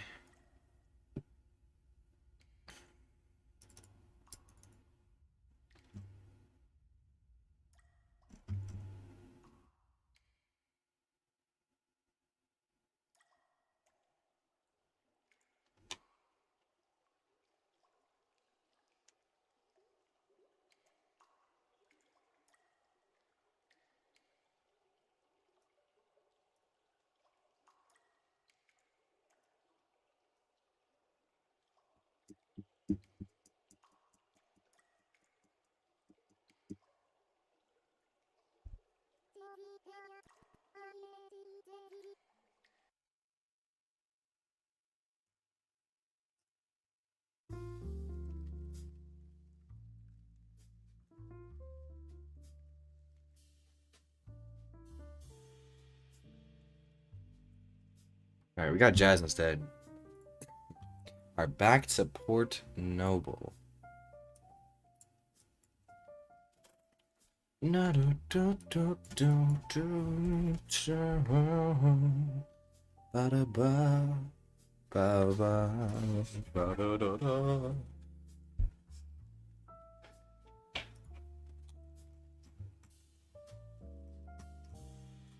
Alright.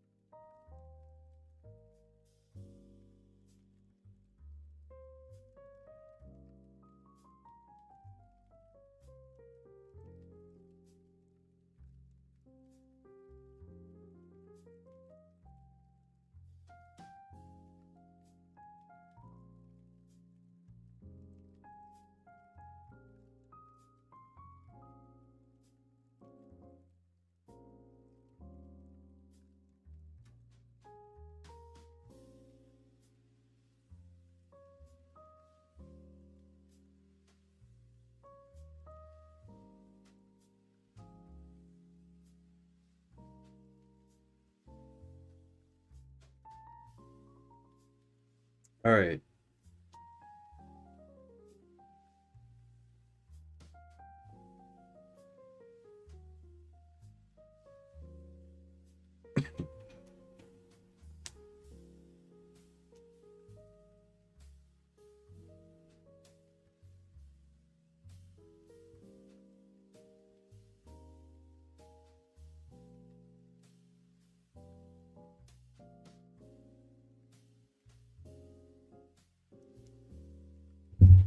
Ba-da-da-da. Wait. Time to write, guys. Now, um, Alright, so I'm just gonna do a proofread of this real quick. Um,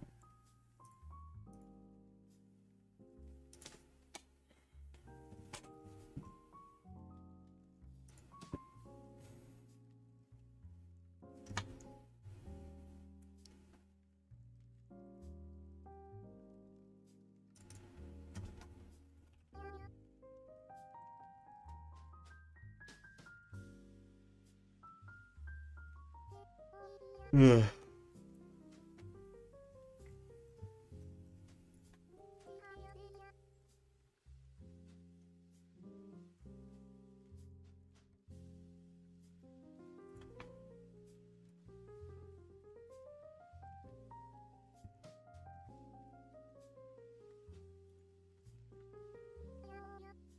Room, let's see.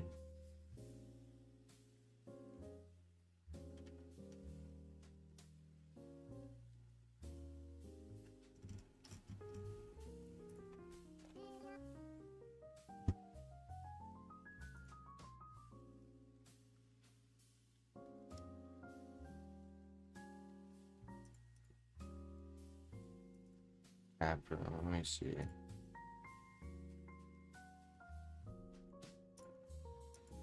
I'll use bar room.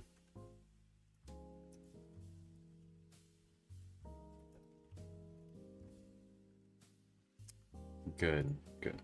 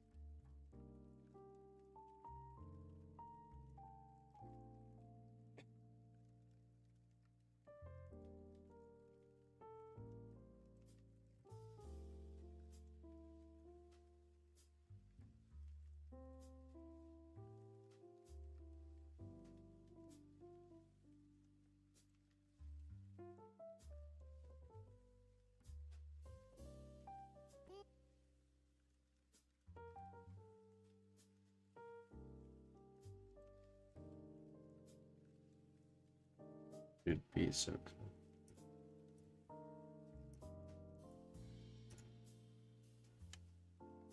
I'd like to know its appearance.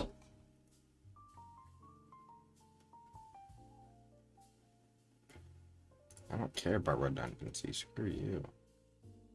A razor sharp blade. Alright. Alley's Cyrus crept like a thieving rat, searching for its next meal. Vacant streets winded through a town, founding the premise for livelihoods. Few townsfolk were up preparing their shops for another repeated day of business, a step in many lives that was habitual by now. Broad stone stairs and towards Shipyard, few yet guarded by a few cumbersome soldiers stationed early on the birds. Then, Eden. So motion Cyrus dash forward.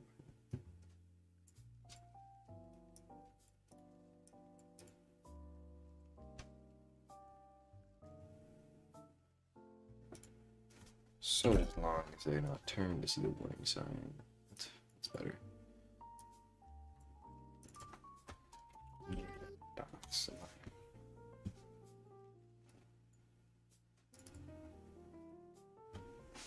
Nearing the wharfs. Let's switch it up. A few seconds in its favor.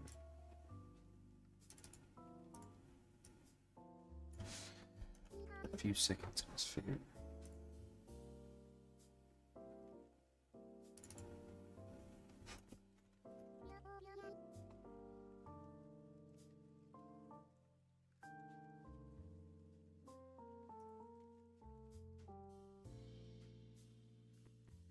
The old cartridges.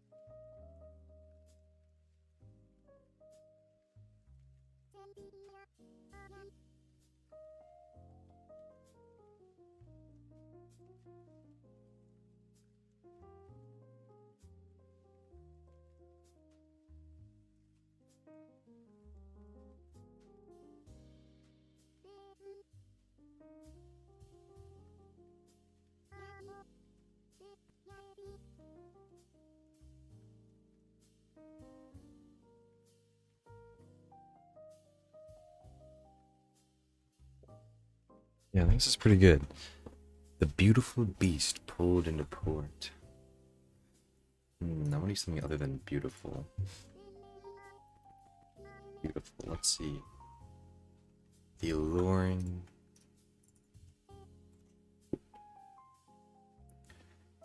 Damn, what a word. Pulchritudinous. Pulchritudinous. Where did that word originate from? Oh, that's 1900s. That'd be a cool word. Something in the future. Let's see. Angelic becoming pulchritudinous. That's a really good word. I'm thinking I'm gonna use the fetching. Is fetching referring to human? Fetching. Okay, fetching seems to. The fetching beast. Pulled into port before thunders groan.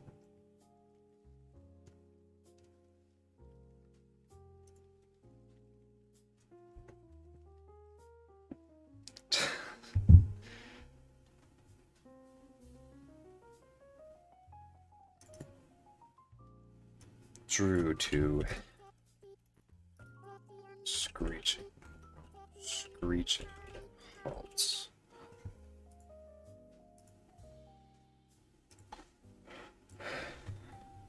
Cronus.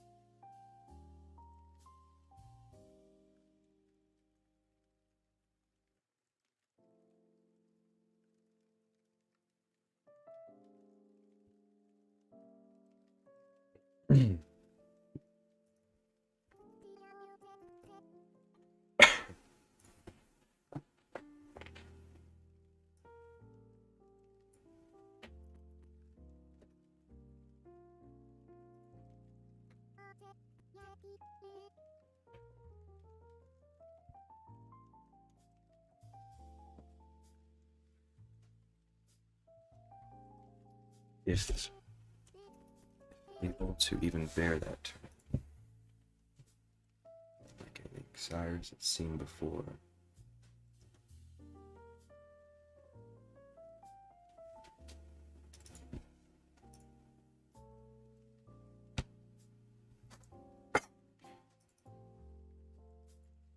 Marble.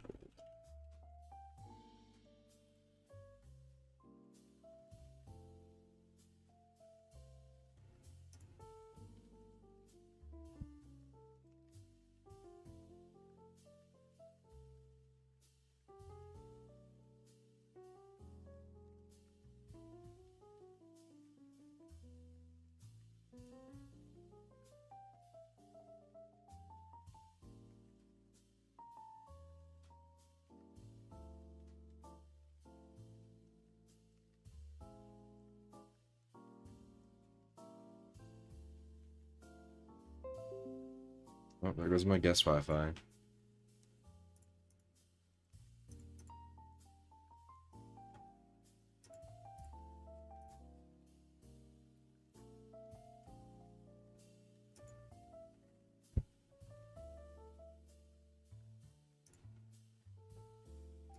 Handsome is a real word, damn it.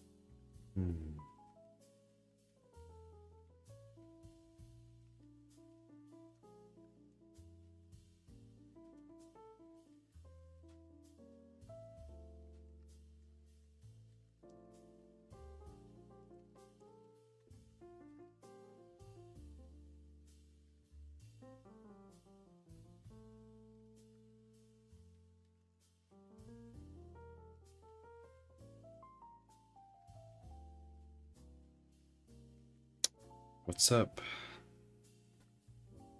This name seems familiar. Hold on, let me try to see if I remember. I'm trying to recall. I don't think I do.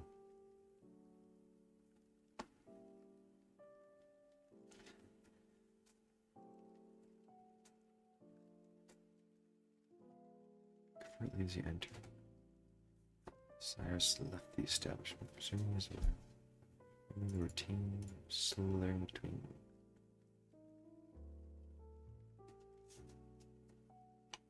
Strike from west. Too far.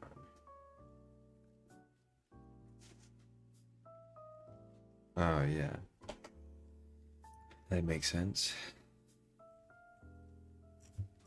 I gotta stream more often. I want to stream at least twice weekly.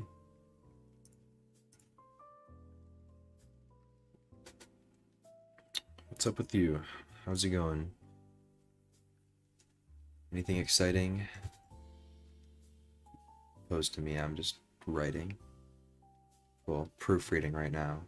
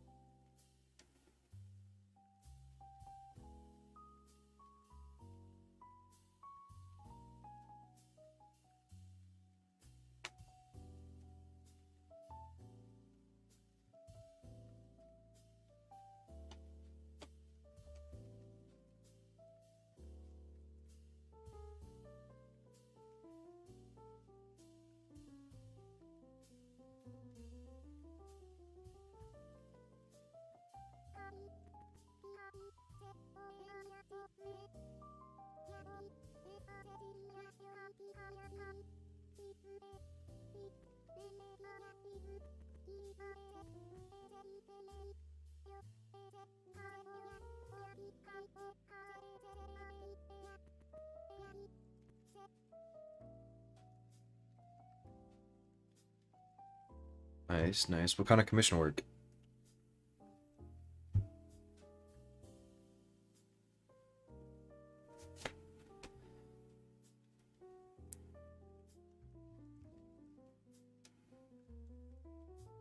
Oh god. AP exams. Well, good luck with that. I hate exams. Exams are the worst. Fortunately, yeah. I won't ever have to worry about those after I graduate, but... You know?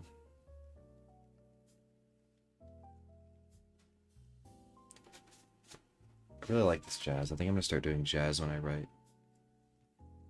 More often. Scripting. That's fair, that's fair.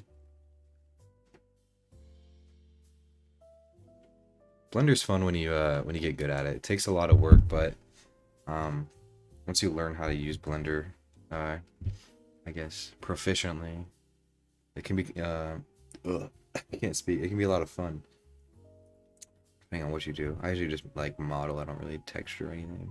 I'll get into all that stuff eventually. Well, that's what I keep telling myself at least.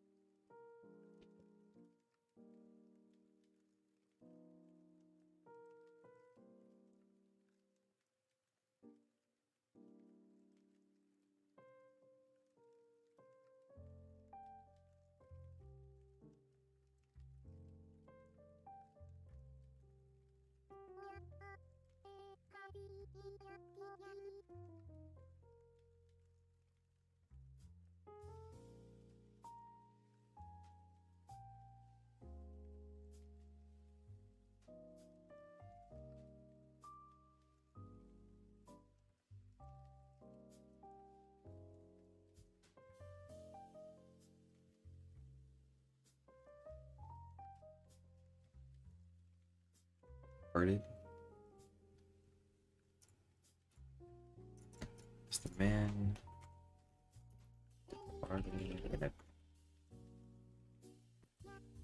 Closing the rush.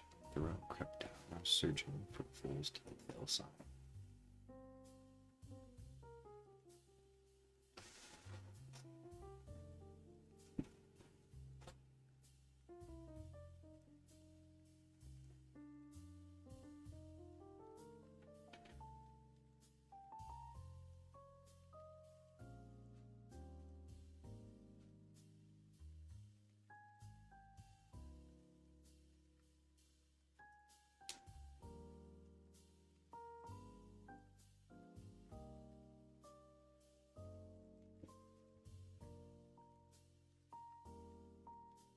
Galleons. Why does it keep telling me they changed galleons?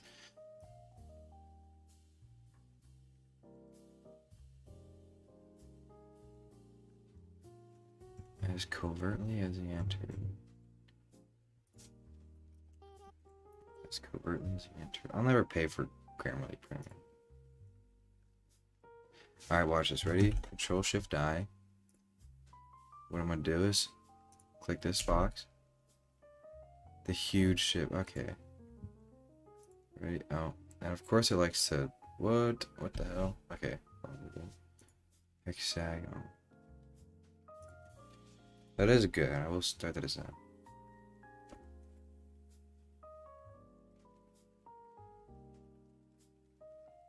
Can't believe Yarg sees updates tomorrow. What do you mean by that?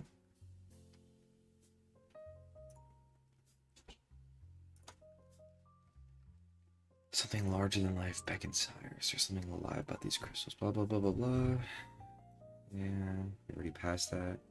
Sky now pale blue. Market stalls and stores began receiving early waves of customers, resuming the daily liveliness expected of this town. Cyrus continued pursuit of the sailing into the plaza, his heart pounding as he feared the watchful eyes of soldiers stationed at their regular posts. All he desired was a single moment of solitude alone with Vol. Soon enough, the moment reared its head as Edmund Vol severed from his group, waving a hand towards his men as he ventured off alone. Yards behind, the shadow of Cyrus crept among the opaque shadows cast by the visages of storefronts. As he trailed his dignified targets, their destination became known. A decorated tavern named the Siren's Cry. The lavish Baroque door creaked open as Vol stepped inside. Sat with a small glass of wine, Vol removed his silvery helmet before placing it beside him on the bar. Few patrons in sight, Cyrus played coy, settling upon a stool adjacent to Edmund. The tavern around him was leagues above the devil's tendrils. Daylight poured like blazing fires through the pristine windows, casting the shadows of their rounded mullions across the luxuriant fabric seats and tables. Glossy candelabras ignited the rest of the barroom, permeating their fiery glow throughout. For you, son? Across the counter was a classy barkeep donning. Hold on, let me get in the mic here. Donning a velvet waistcoat over pearly puffed sleeves. It was obvious that he'd been hesitant to approach Cyrus. Appearing as a plebeian compared to the rest, Cyrus didn't dare challenge his place. Aye, just something affordable. Unafraid to aggravate the lowly pirate before him, the barkeep responded while cleaning a glass. Son, we serve sophisticated spirits here. I'm afraid we don't carry rum. Fred, I'll cover him. Pour the boy a glass of wine, won't you? The man seated behind Cyrus chimed in, unaware of the pirate's goal. Ah, Bluey, that's... You poor soul. You just can't resist checking out Golden Tomb. I know it's calling to you. Oh, there's no strife. It's my first back.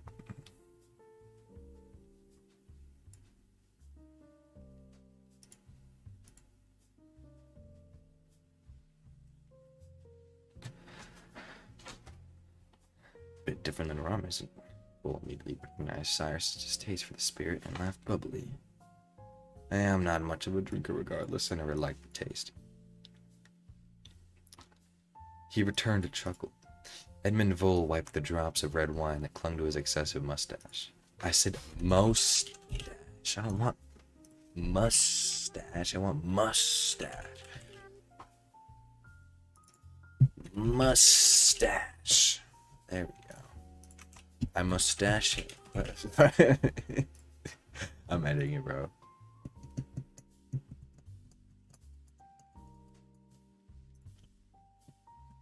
Okay, and then he's in the bar.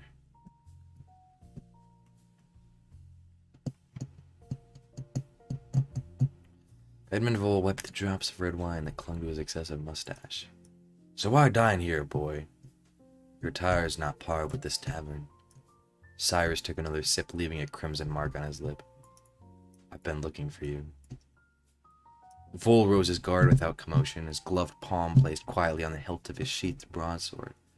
Who the devil are you? Don't be mistaken. From his pocket, Cyrus withdrew the note he'd contemplated many times prior, placing it with grace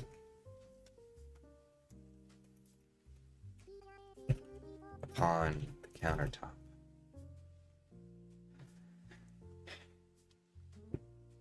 Vole paused to read the brief note, his guard settling.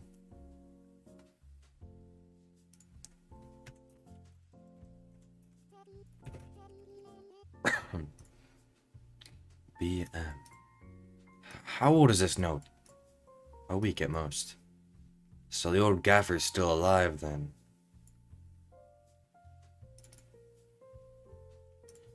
He sighed, easing the lingering tensions. Do you know him well? Not in the slightest. We met by chance, I suppose. Why'd he send you to me then? Bull had grown intrigued by Cyrus's purpose. The pirate rose from his seat, setting the now emptied glass down with a harsh whack. We'll talk elsewhere. Can we ban Celius Meow and bring back Loaf? Ban Severe Biscuit 70. Why is there 70 different Severe Biscuits? I must return to my duties shortly. Unfortunately, I cannot spare much longer. Then we'll meet here at the first sign of dusk. Unable to ignore the request of an acquaintance of Morris, I will be there. We've been waiting for you, Cyrus called out to Vole as a hazy amber hue formed across the sky, like ribbons. Dressed in casual clothing, Edmund Vole arrived outside the warmly lit tavern from the morning prior. Who's the lass? I assumed I would be in the company of yours alone. No need to fret, she's with me. Don't be so quickly untrusting. I'll take your word for now. Shall we have a drink inside? Bull was as hospitable as before. No, there's no time for that. Come along with us. Cyrus began in another direction, Maeve following behind. Like a trained dog, Vole strolled behind the group, his leather day shoes creaking with each step.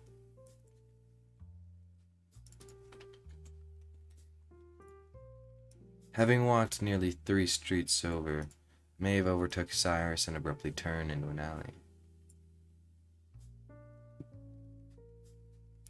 Packed like rats, there was just enough of a gap between the buildings to slither through to the other side. Silky white beach. Maeve, taking a seat on a rock,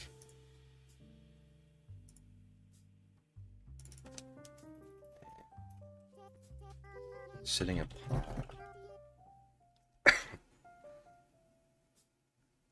Alright, let's see what this one has to say. Control Shift I. No, I want to get rid of this box.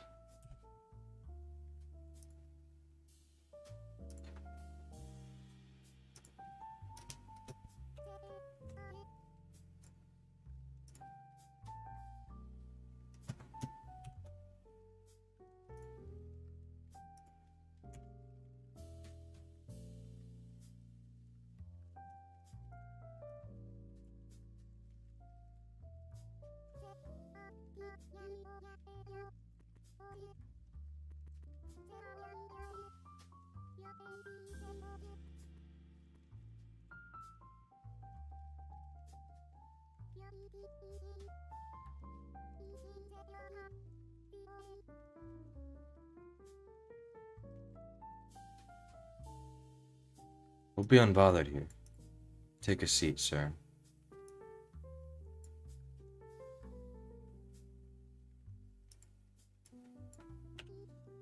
Cyrus and Maeve glanced at each other, meeting eyes as if scheming amongst themselves. She delivered a smirk to Cyrus as she responded.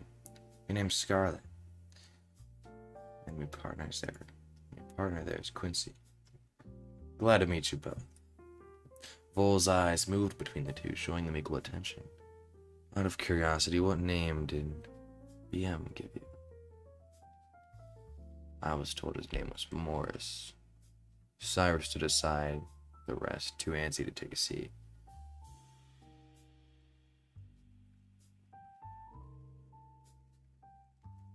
I don't know. I just love being able to Control Shift I.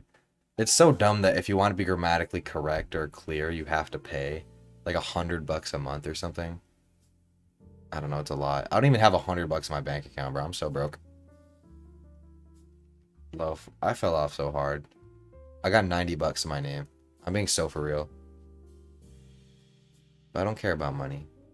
I care about being happy. I don't need money to be happy. I can always get a job. We can always release a super successful game, you know? What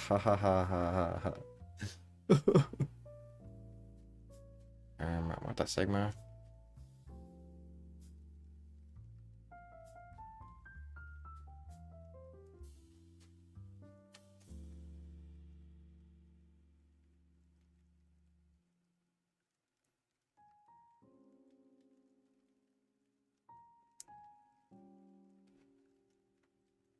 Oh God. Never.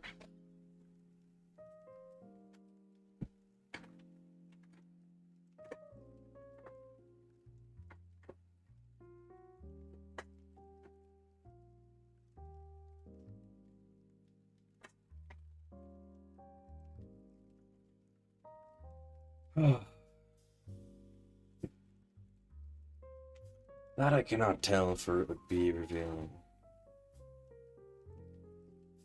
Edmund Vole, very clever of you to know he would not dare. Oh boy, let's see. Not dared. What? I don't know why I did that. Oh, because I was doing phone. Will not dare.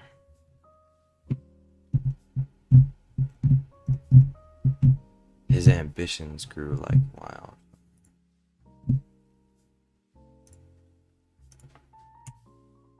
Alright, let's see.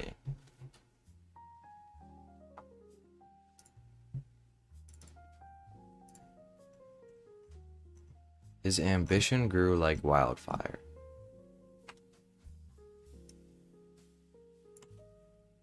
His ambitions grew like wildfire.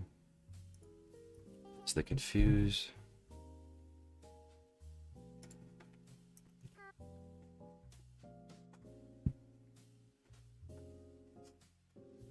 Cyrus's ambition grew like fire. Wildfires, the confused premonitions swirl around his remote. Build themselves again. Quincy, relax, will you? Change the punctuation. Oh. And share with me your secrets. Your secrets.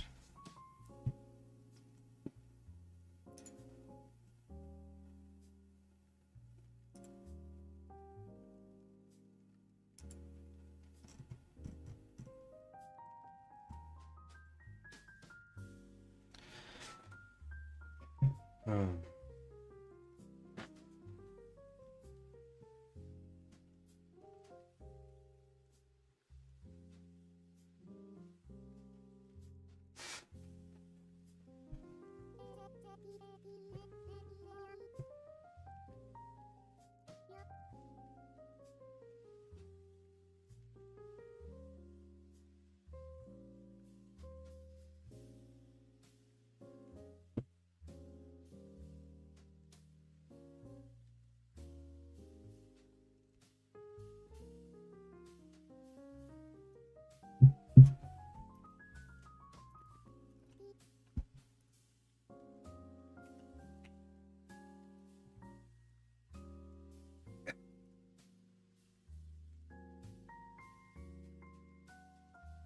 What do you mean, replace well nigh? Ugh. It's gotta be my best bar.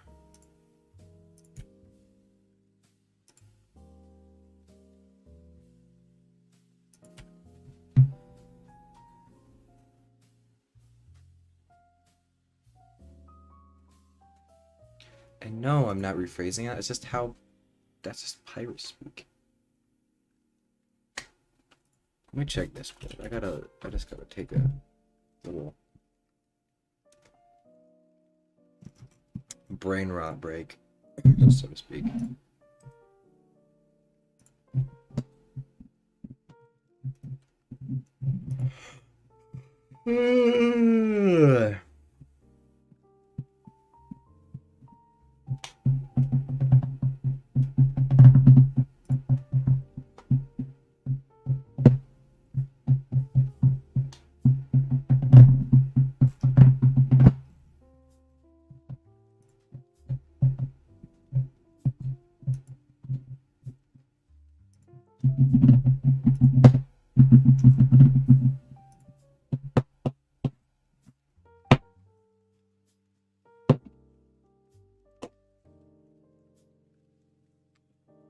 Ant blocks.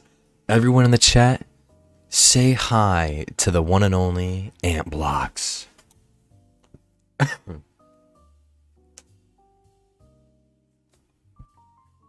Yabba dabba doo doo. We're back on the writing grind. Alright, so this is where things get intense. This is why I stopped writing for like a week and a half straight. You wanna know why? This interaction alone. The problem with this interaction is to write this interaction, I had to finish planning the rest of the story. Because what Sir Vol tells Cyrus and Maeve right in this scene is going to define their goals for the entire second arc of the story. So if I tell too much, then I could screw things up later where they're just making a beeline for exactly what they need to get. And there's no room for altercations along the way. There's no room for character development or growth or interactions or all that stuff, right? If I tell too little, the story drags on too long because now they're in another goose chase that's ending up taking another 10 chapters. The Sir Vol arc, I'm going to admit it's fairly slow paced, mainly because the episodes are interjected, right? Because there's episode 1, 2, and 3, which are each full length chapters. So the problem with that is if I send them on another 10 chapter goose hunt just to find out how to get to their next goal, then they're going to be there. They're going to be searching for that for much longer, and the book's going to be 500 pages, and I'm not going to meet my writing goals. If I tell too much, then it's going to be too fast-paced. If I tell too little, it's going to be too slow-paced. But now I want things to start speeding up without losing a good pace, you know? Things had to be slower at the start so the world can develop itself, at least enough that you need to know. Mainly with the military. You'll throw the other factions and guilds in later down the line. But for this, at least, you know, most of the time, it wasn't just about finding Sir Vol. It was about revealing the world in parts. You know, revealing who the Navy were, what their plans were. You know, like the inner men, the outer men, the underground of Port Noble. You know, the students of Lafitte, their powers and all that, and you know, and building up a relationship between Cyrus and Maeve, and then also giving time to show how Maeve and her little group interact in chapter 3 and 4. But yeah, that's basically the plans, and that's why it took so long to get to this point. But now I'm gonna try to find a good balance. I know that I'm gonna hit a couple more islands before they actually get to the blank plane, and once they get to the blank plane, that's where most of the second arc is gonna play out, until they eventually sail to Golden Tomb, and that's when things get very, very interesting. So hopefully you guys are excited for that. But yeah, now I can just basically write this portion. So I'm just gonna reread this section just because this is important. No need to fret, she's with me, and don't be so quickly untrusting. Sitting upon a shore rock, Maeve met Eyes the Fool. We'll be unbothered here. Take a seat, sir. Vol obeyed, resting his weary legs. Might I ask your names? Cyrus and Maeve glanced at each other, meeting eyes as if scheming. No, I can't. I don't want to reuse that.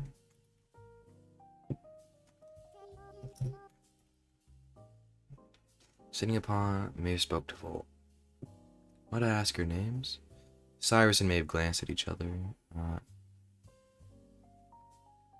No, the Kwama is like a big whirlpool in the ocean, like the size of an entire island. Like it's like a giant vortex that goes down into the water. You guys know what like wormholes are? Literally this is literally the overarching plot of, sorry, that's major spoilers, I guess, but it is crucial to not only the Golden Tomb lore, but the overarching Gimmelonia lore. Now, if you guys want a Gimmelonia lore dump, I can do that real quick.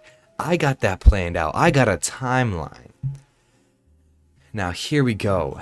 You guys might remember some of this, but here we go. This is the unfinished timeline. But here's the Gimmelonia timeline. So, this is all, you know, not technically like real life accurate. This is just placeholder years. Okay. So first, in 1130, the first settlers founded the land of Gimmelonia, the world of Gimmelonia, essentially. 30 years later, the Galani started worshipping a god known as the Shubarliquizer. After that, mining towns were formed. They started harvesting rare resources in the deep caves of Gimmelonia. Then Umfassil happened about 40 years later, an event that released Jaika into Gymalonia, which is like their latent. It's like mana, right? It's like Jaika's just mana. 2 years later, the first forms of Jaiklia are created, which were adaptations of mana into magic. So it's essentially you're using mana to, use magic or create magic. So Jaiklia is magic, Jaika is mana, if that's a simple synonym for you guys, I guess, or metaphor or analogy. Analogy, good, yes. Over the years, though, Jaiklia became increasingly abused. People started using it for capitalistic gain, started using it for like fertilizing crops, started having like these huge industries, not huge industries, but huge just like, I guess, businesses growing, realizing, oh, we can just use Jaika, because Jaika is sort of like a natural mana of the earth. It's like you're drawing energy from the earth and reharnessing it. So he started making Jaika spells that could be used to, speed up crop growth, stuff like that, and make more money ultimately. A couple years later, though, cultists actually abused Jaiklia for ritualistic purposes, causing the Treblango. The Treblango was a cataclysm. So first an Emphasil happened, which is when the Figalargai broke through the space-time continuum, essentially, and came into Gymalonia in this year, released Jaika, but they just kind of stayed there. For many years, they stayed there, just kind of observing. Now, 10 years later was when the Treblango happened, which was when they abused Jaika too much, and then the monsters started attacking. The Figalargai is what they're known as. Most of the Gymalonia cities were destroyed by the Figalargai, causing the Galanai to flee underground. But then the first forms of dangerous Jaiklia were developed, for actual combat purposes. The Galanai slay the first of the 9 Figalargai using this new Jaiklia. Then, years later, 2 more are slain, and then they finally defeat a 4th Figalargai, which causes the other 5 to retreat for the time being. With the threat of the Figalargai no longer, the Jaika in Gymalonia starts increasing, kind of like, not exponentially, but like gradually increasing throughout the world. So with this threat gone, the Jaika is still there, but the Jaika has been developing this whole time. Like, it's been growing, increasing in potency and power. But very few people harness it in fear of another Treblango. Then a militaristic power arises in Gymalonia, kind of like a kingdom, bringing order to the Gleshore continent. Now, Gleshore is a very important place in Gymalonia. This is kind of like their capital continent, and you'll see the parallels in a minute if you're still paying attention, Blue, because this is real lore that matters in Golden Tomb. It's not going to be talked about directly in Golden Tomb, but if you know this lore, things in Golden Tomb make a little more sense. A new the remaining cultists are revealed and then they're executed for their crimes. Gymalonia continues to rebuild itself in the following years, many civilizations sprouting below the surface, and the Jaika keeps increasing. Now this is actually where the game You and the World begins, which is Gymalonia about 50 or like 40 years after the Treblango. With the world trying to rebuild itself, a lot of people have moved underground. The terrain has really kind of become very hard to navigate. Long story short, before we continue with the lore, people settle in Gymalonia. They start worshipping a god. People start harvesting resources from the land of Gymalonia. Namely, this is all taking place namely on the Gleshore continent. The Gleshore is one of the larger continents in Gymalonia and is also the setting of You and the World. Then Emphasil happens, which is where these 9 Figalargai, these 9 monsters, come into Gymalonia, which they break through space-time, sort of like a wormhole, right? And then with that releases this energy known as Jaika, which is like mana. Then people start developing Jaiklia, which is like magic using mana. People start abusing Jaiklia. Later, people actually start using it for ritualistic purposes, which is what sets off the Treblango, which is basically the Figalargai go from just being stationary observers to actual monsters that are wreaking havoc on the world of Gymalonia. Anyways, so after the world starts rebuilding itself, after they fought him off, this is where You and the World begins, 40 years after the Treblango, which is the world kind of rebuilding itself. That's why it's overgrown and very disheveled and, very extreme terrain and stuff. But then something happens. So between the events of the Treblango and after You and the World, the Jaika starts growing in the world because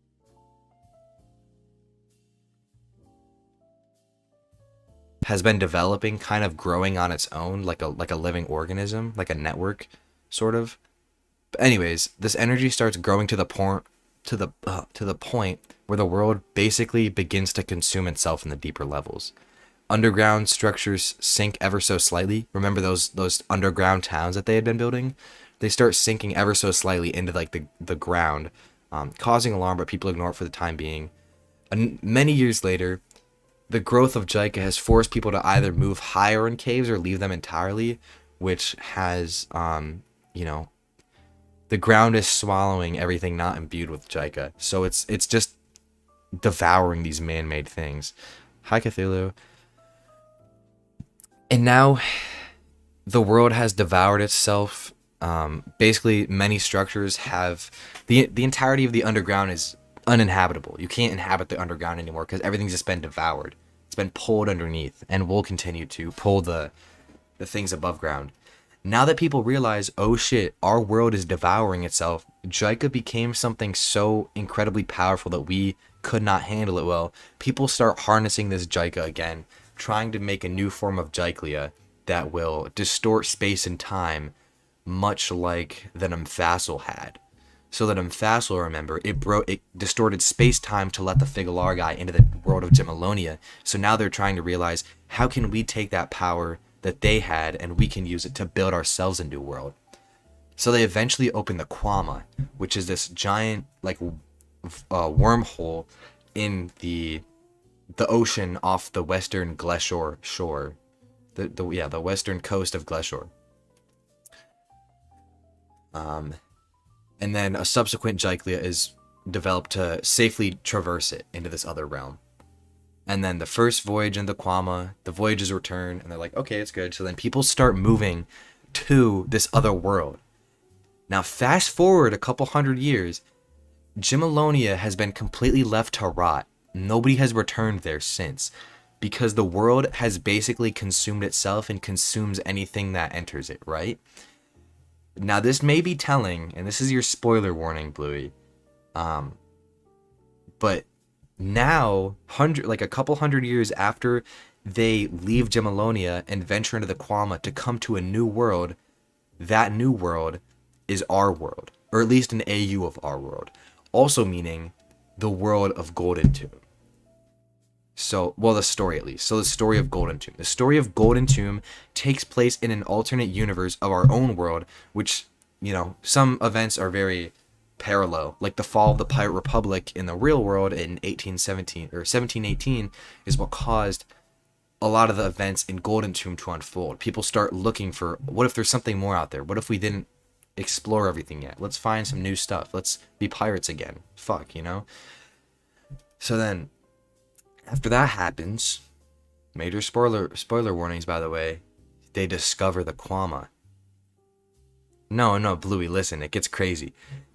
These pirates discover the Kwama after the fall of the Pirate Republic. So this is early 1700s. They discover the Kwama. Now get this, remember 200 years prior, the people from Gemalonia came to this alternate universe to build new lives because their old world devoured itself. But then these pirates 200 years later, not knowing what that world truly was, they try to venture into there. They discover this group of people that had been preserving the art of Jaika, which are the Gyre tongues, which is in the blank plane. So these pirates that venture into this Kwama, thinking they're finding a world of treasure, you know, because they find this mysterious vortex in the ocean. They're like, what is this? Let's venture in there, see if there's anything. It's got to be something in there. They go in there, and they find old Gemalonia. Golden Tomb was never a world of riches and treasure. Golden Tomb was old Gemalonia. That's my lore. So the actual continent of the blank plane is this world's equivalent of Gleshore, which was the main continent of old Gemalonia. That's my lore drop. Now, you can't tell me that lore is not crazy, because that is like the craziest thing I've ever written. And what year did Buy Food to Feed Your Cat take place in? That takes place in So that takes place in New Gimalonia, which is the world that's in Golden Tomb, which is about like 2020, we'll say. It's about the same as our world. It's eventually, after people realize that there's nothing worth venturing into the Kwama for, the world kind of gets back on the same lane as ours. So they sort of converge again. So that's why there's some weird stuff in the Gimalonia, the new Gimalonia at least, compared to our world, but still similar to ours, you know? That's my lore.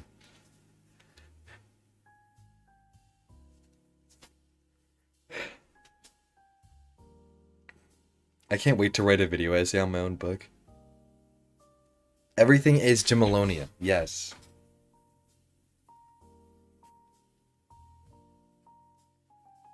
That's not to say just because they venture into the Kwama successfully at some point, that doesn't mean it's not an island. It's not an isle of treasure, you know. There is still treasure there. Hence is why the Navy has been sending these voyagers, these outer men, to Gimalonia. To Golden Tomb, quote unquote Golden Tomb. That's why they've been sending them there, because there is resources there. Now, if you remember how the world is devouring itself, all these structures have sunk below the ground. Think about how a diamond is made, right? Like really high compression of like carbon, right? So carbon or coal gets compressed into diamonds, basically. So what happens is this resource called Jikenite is created below the surface in Golden Tomb. Why? Because it's creating these crystals out of the latent Jika that still rise in the ground of Golden Tomb. So when you take these crystals from Old Gimalonia / Golden Tomb and bring them back to the real world, now you have crystals that are imbued with Jika. That's why in chapter 6, Cyrus has a scene where he feels this otherworldly calling to him from these Jikenite crystals from the Outer Men's ship. The lore gets insane. I'm telling you, it gets insane. Now, there's another thing that you might be wondering an answer to. And I've kind of already explained it, but yeah. So, the reason why you can't just go into the Kwama, you can't just sail into the Kwama and survive is, one, the voyage. Because if your ship does not enter the Kwama properly, your ship will literally get torn to shreds. Like, your ship will just be caught in the whirlpool and it'll tear itself apart. But when you're actually on the other side, once you make it to the other side, if you don't have a proper like Jika ritual or Jika spell, then your ship is going to sink into the oceans of Golden Tomb because the world is still devouring itself. It's very slow, but the oceans seem to be a little more potent. So the ships will essentially sink themselves unless you bring with it a Jika spell, like you bless your ship with a Jika spell that kind of counteracts the effects. If you create a shield of Jika essentially on your own ship, then you're kind of counteracting the effect of the Jika in the water that's pulling it down. So that's kind of some crazy lore. That's some crazy lore. Can I get some claps in the chat? Can I get like a round of applause for my crazy ass lore? This is gonna be so fun to turn into a game someday.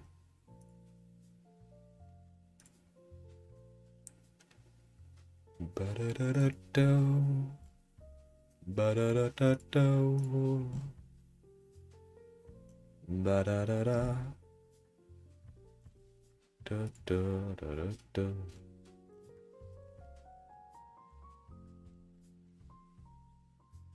Da-da-da-da.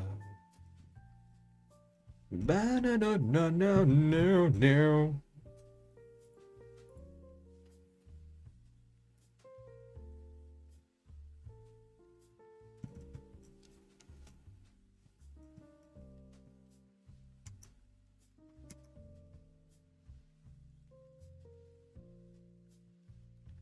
Come on, you can't admit the lore isn't crazy. Hi, Turt, by the way. You're awesome, Turt. Thank you for being awesome.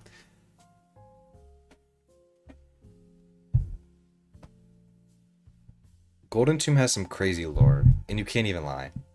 Golden Tomb lore is just insane. Anyways, let me finish reading this so I can start writing again. I was told his name is Morris. Cyrus stood aside the rest, too antsy to take a seat. I assume he told you a different name. That I cannot tell, for it would be revealing. Edmund Vole batted an eye. Very clever of you to know he would not dare to reveal his identity to just anyone. It was apparent from the moment I met him. That coot rubbed me as the intentionally mysterious type. Oh my god, Blue, you're such a hater. Just admit the lore is cool, come on. You're like the biggest fan of my book right now. Kind of. At least on the internet. You gotta think this lore is cool. It's all gonna be explained throughout the book a lot better than I explained it over a 2-minute long rambling, 3-minute long rambling. I don't even know how long it was. I'm gonna get some water. I'll be right back and then I'm right.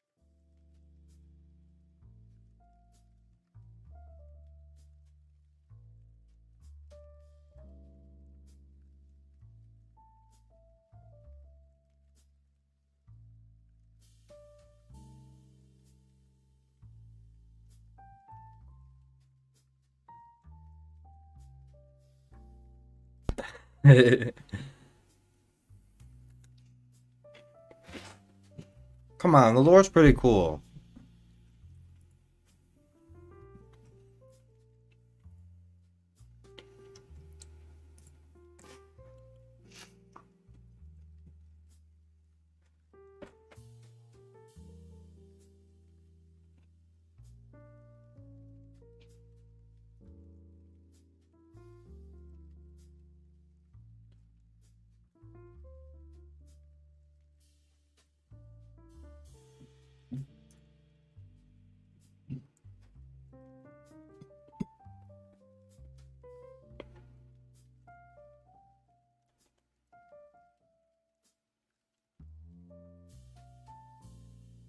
New turret video?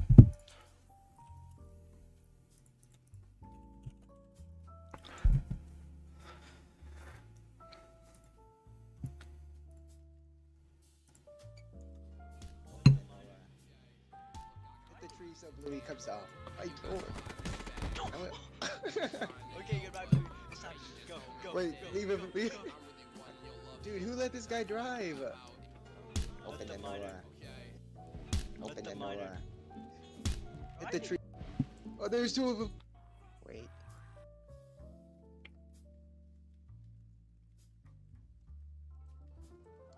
Oh, What? What the fuck? okay. Bro, you spun around. Well, Came up with a new whoa. joke to immediately make any awkward situation less awkward. This is on. This is top 10 Top 10 most awkward awkward moments. Who opened my door? I went... Okay, goodbye, Bluey. It's time. Go, go, Wait, go, leave go, him, leave go, him. go. Why is it so long? Dang. Okay. Oh, I got a. Wait, I actually got a hamburger. Oh my god, please, there's a beast. Please. Please, Yo. Louis, please drive, please, please. Louis. Can we get raining tacos? Dude, who let this guy drive? Yo, We're gonna die. get out. Dude, this is drifting. Louis, get out. Is this game only 4 players? I'm driving. Normally. The real question is, new Ashford video when? I have a feeling. Slow down. Oops. Who is bro honking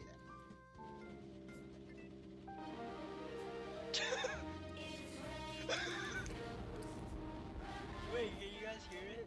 at? Yo! Bro, this guy. Oh, Tacos. I need to it's raining tacos. I think this would make Oh, a this perfect is- video.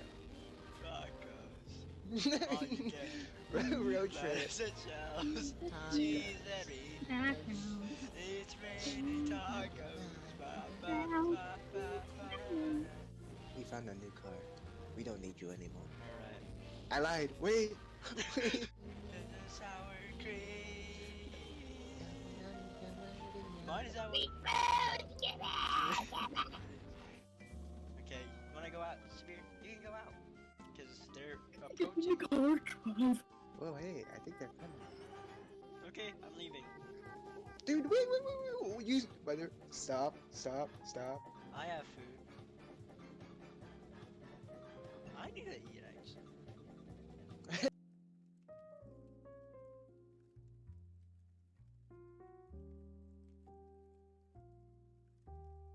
Don't put it back. It's so stupid. Okay, be a rat. I'm gonna be the thing. I'm a rat. Now what do I do? Wait.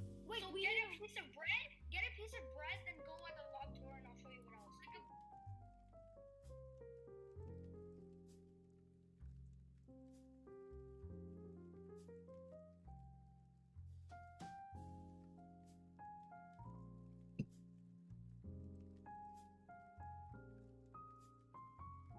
Alright, so, you've seen the title. Me and my friend Loaf, we're gonna make Murder Mystery 2 in one day. Can you see the result? I won. I won! No, I won. Don't die. No, Who I died got first? bum bop. Yeah. Me. No, you died first. You already said it was you. I won. No. I can be Kanye, bro.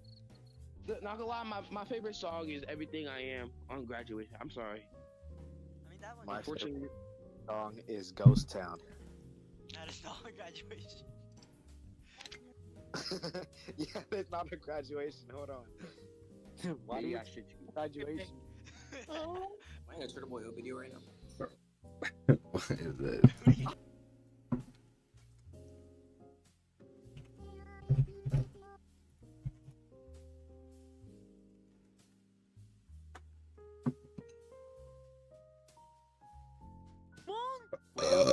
Actually, I'm not really a woman.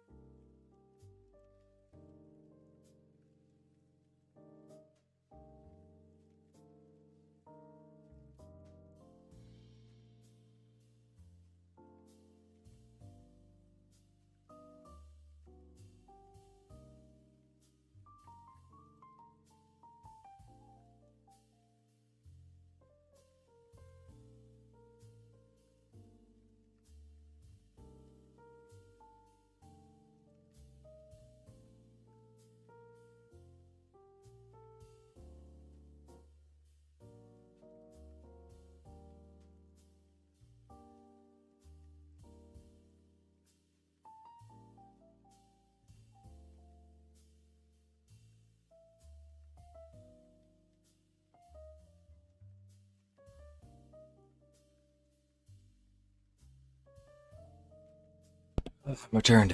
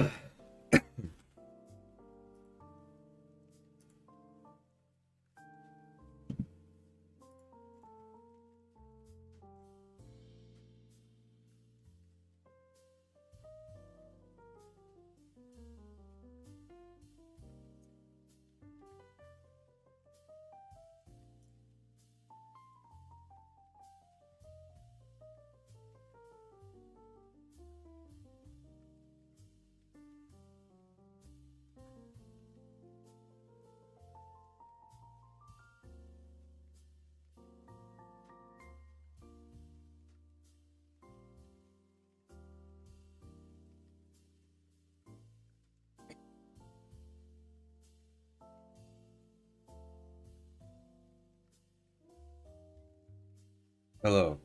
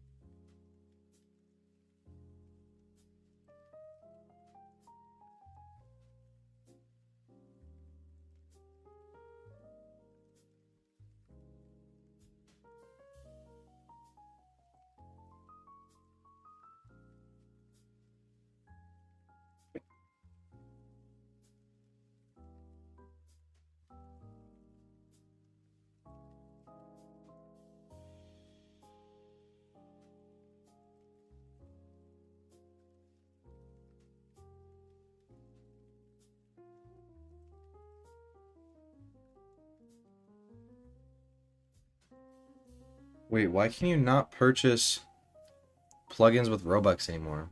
What the heck?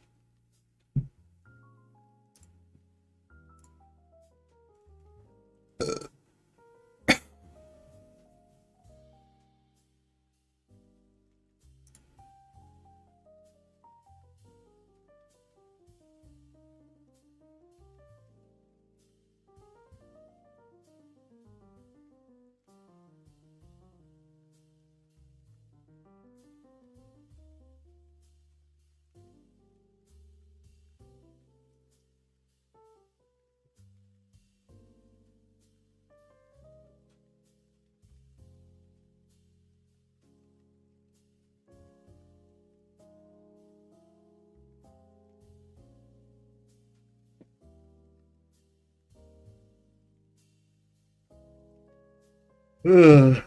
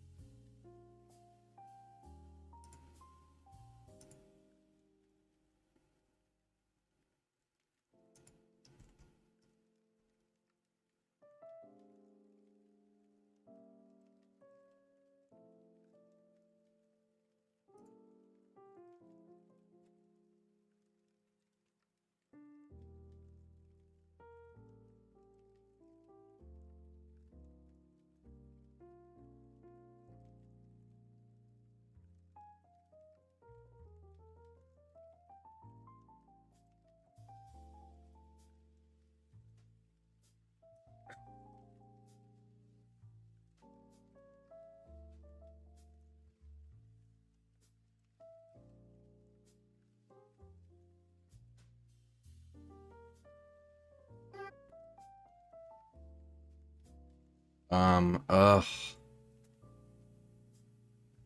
You really need Subway Surfers? Subway Surfers. Oh, man.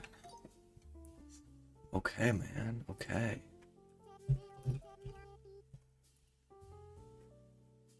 Yeah, I be yawning all the time. Oh, God.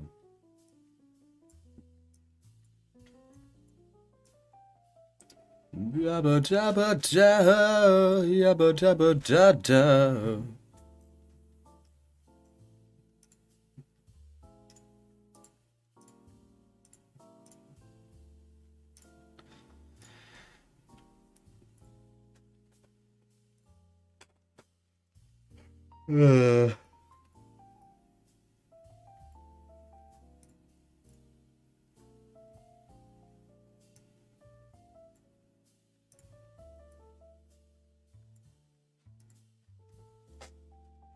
Alright, is this good?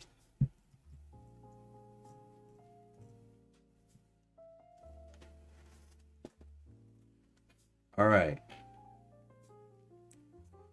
Edmund Vole batted an eye. Very clever of you to know he would not dare reveal his identity to just anyone. It was apparent from the moment I met him that Coot rubbed me as the intentionally mysterious type. Vole responded vaguely after pausing. You'll know him more in time. Now, you have some questions, I presume. If he sent you, then there must... If he sent you, there must only be one reason for your hunt.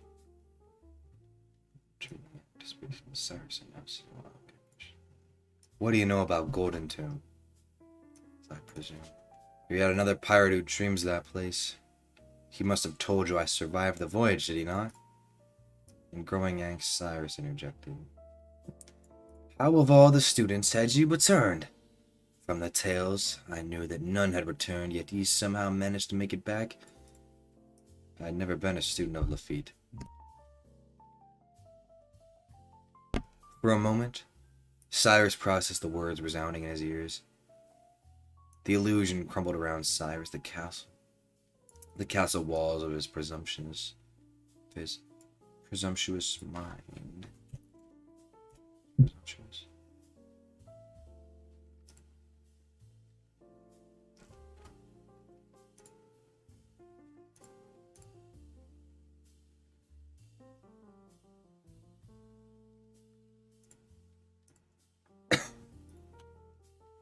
What did Edmund Vole mean? He wasn't a pupil of Lafitte's? Resuming from his paused moment, what the hell are you talking about? If he hadn't been with the students, then explain yourself. How did you manage to survive?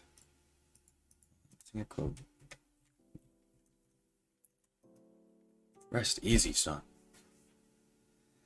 Cyrus's ambition grew like wildfire as a confused premonition swirled around his mind and rebuilt themselves again. Then share with me your secrets. What crew are you part of? How did you manage to return? How did you...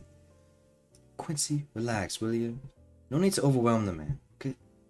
We'll get our answers, surely. Maeve cut her partner off, resting a hand on his shoulder. Vol sighed, deliberating on what answers to give the two before turning to Cyrus. Quincy, if you truly recognize that spark within you, I'm obligated to tell you what I can. Though this is solely to abide by his wishes, not of my own volition.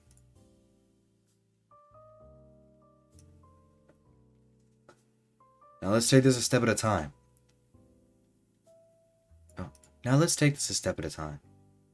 Edmund Vol, before you answer any of our burning questions, let us properly learn each other first. As stated before, me name's Scarlet, skipper of our crew, the Ibis Wings. As you've seen, we're fairly interested in sailing to Golden Tomb. Well then, Scarlet, I am Sir Edmund Vol, quartermaster of the Outer Men. I cannot say that I have heard of your crew before.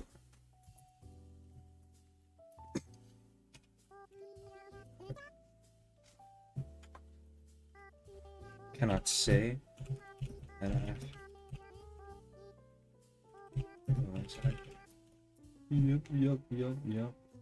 Yup. That's what I'm gonna do, Kevin Steele. I'm gonna see if I can get copies in libraries near me, and even at my school's library.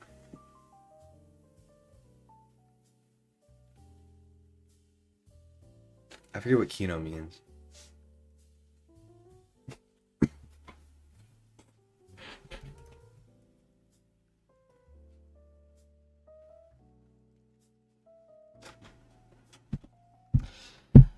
I cannot say that I've heard of yours either. Third division. Maybe.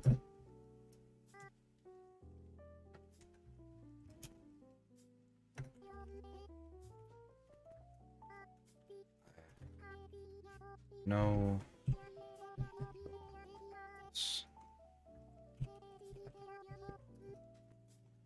From the book. Yeah.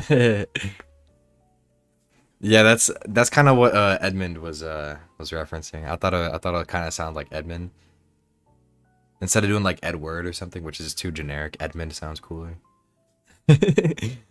I might do one of those dedication pages. I mostly just made the dedication page to the stories that have inspired me in the past, but I will do some more. I will do some more references in time. I'll say I'll make one of the characters say like a mob of cats or something, like a mob of ferocious cats. Mob of ferocious cats. Ferocious. I don't know how to spell ferocious. What does playing hob mean? I forget. I forget what that means. Oh yeah, that's such a good word. Playing hob, love it. Like causing mischief stuff. My goal is to sell 10 copies of my book. If I can sell 10 copies, I'll be happy. 20 copies would be a dream.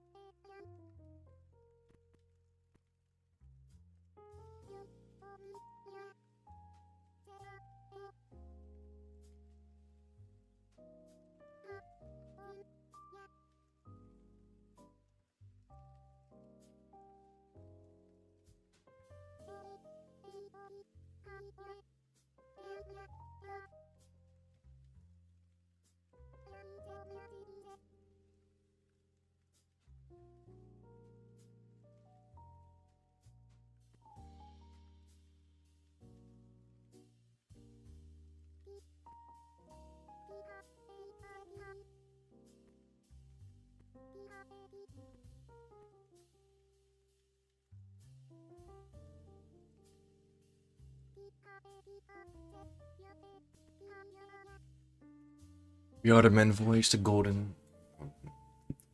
To answer a to answer a question of Quincy's, we Outerman voyage to the tomb and return with its resources.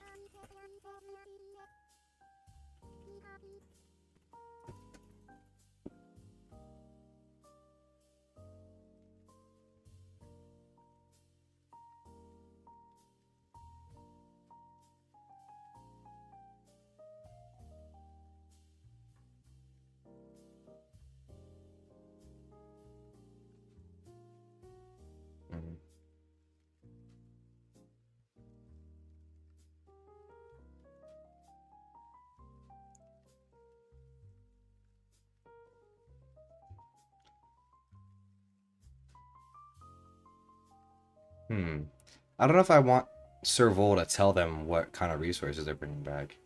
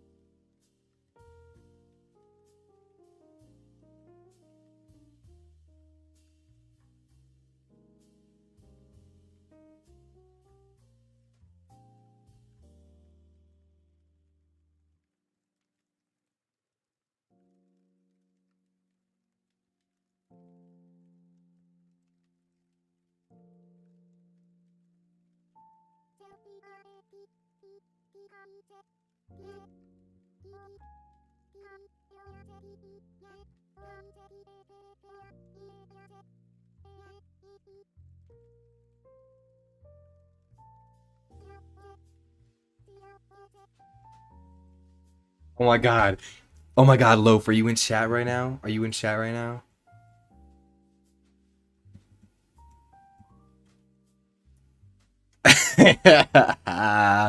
There it is. There it is.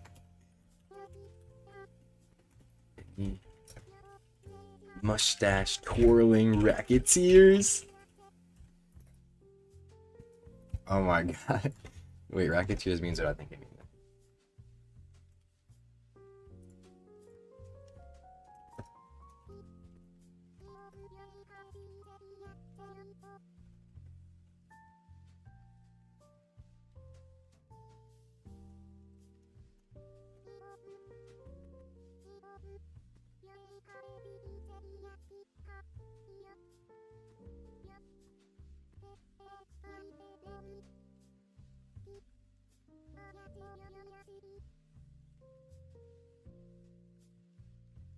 Mustache twirling racketeer.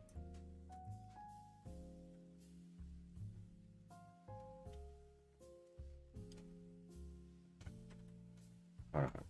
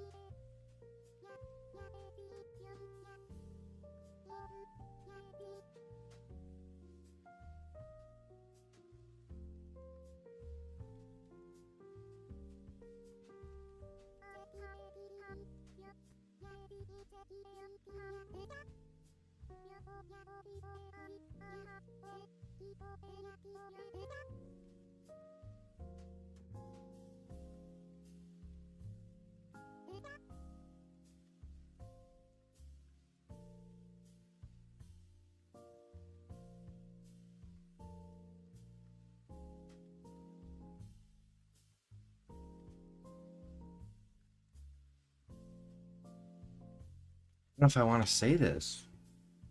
Hmm.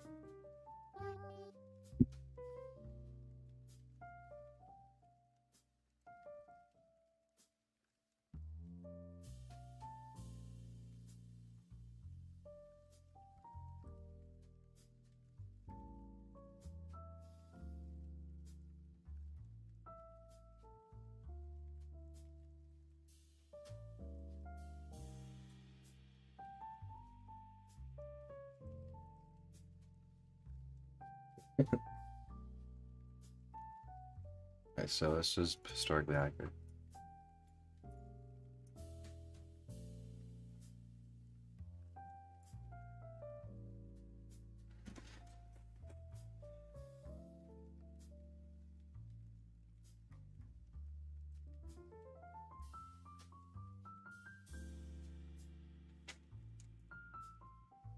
Hmm. I'm trying to think because if I make this the Navy's point now, then I'm not gonna have like a big reveal later.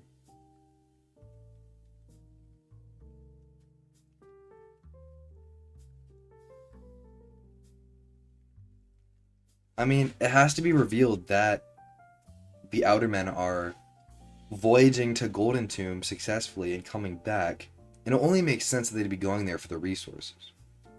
But I don't know if I want to jump the gun and connect all the dots with the inner men and the outer men and the monopolizing Golden Tomb for the Jaika Knight and everything.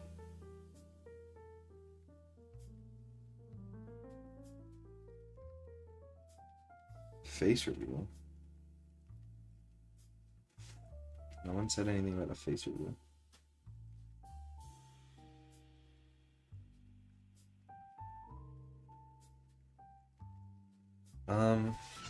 I think I might just...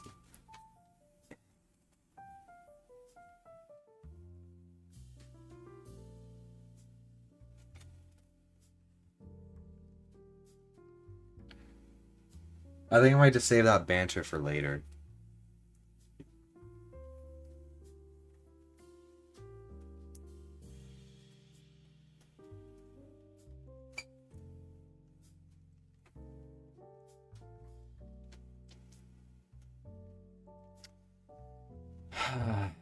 Is that the Navy's game then?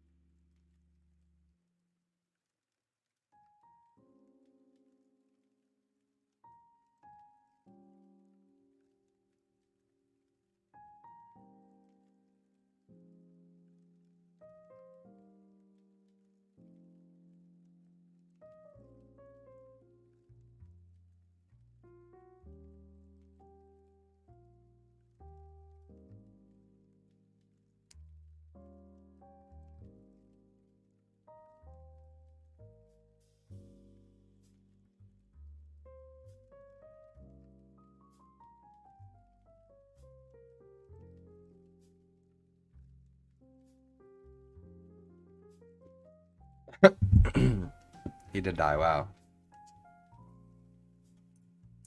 Alright, let me just check my Arc 1 notes again. Let's see what I wanted to do with this one. Unknown for Vol. More sent him. Vol meets up with Cyrus later, discuss in private, blah blah blah.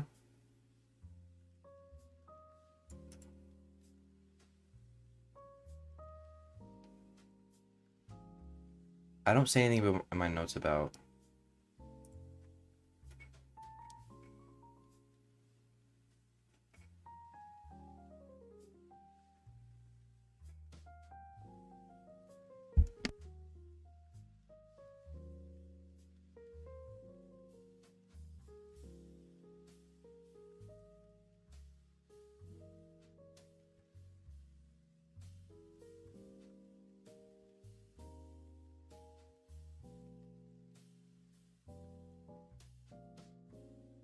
I think I should reveal some of my stuff.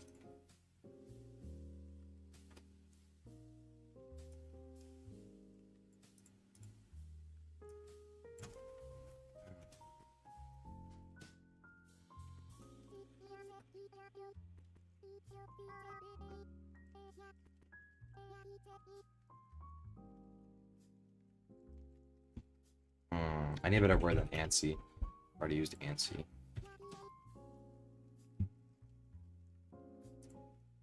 Visibly restless.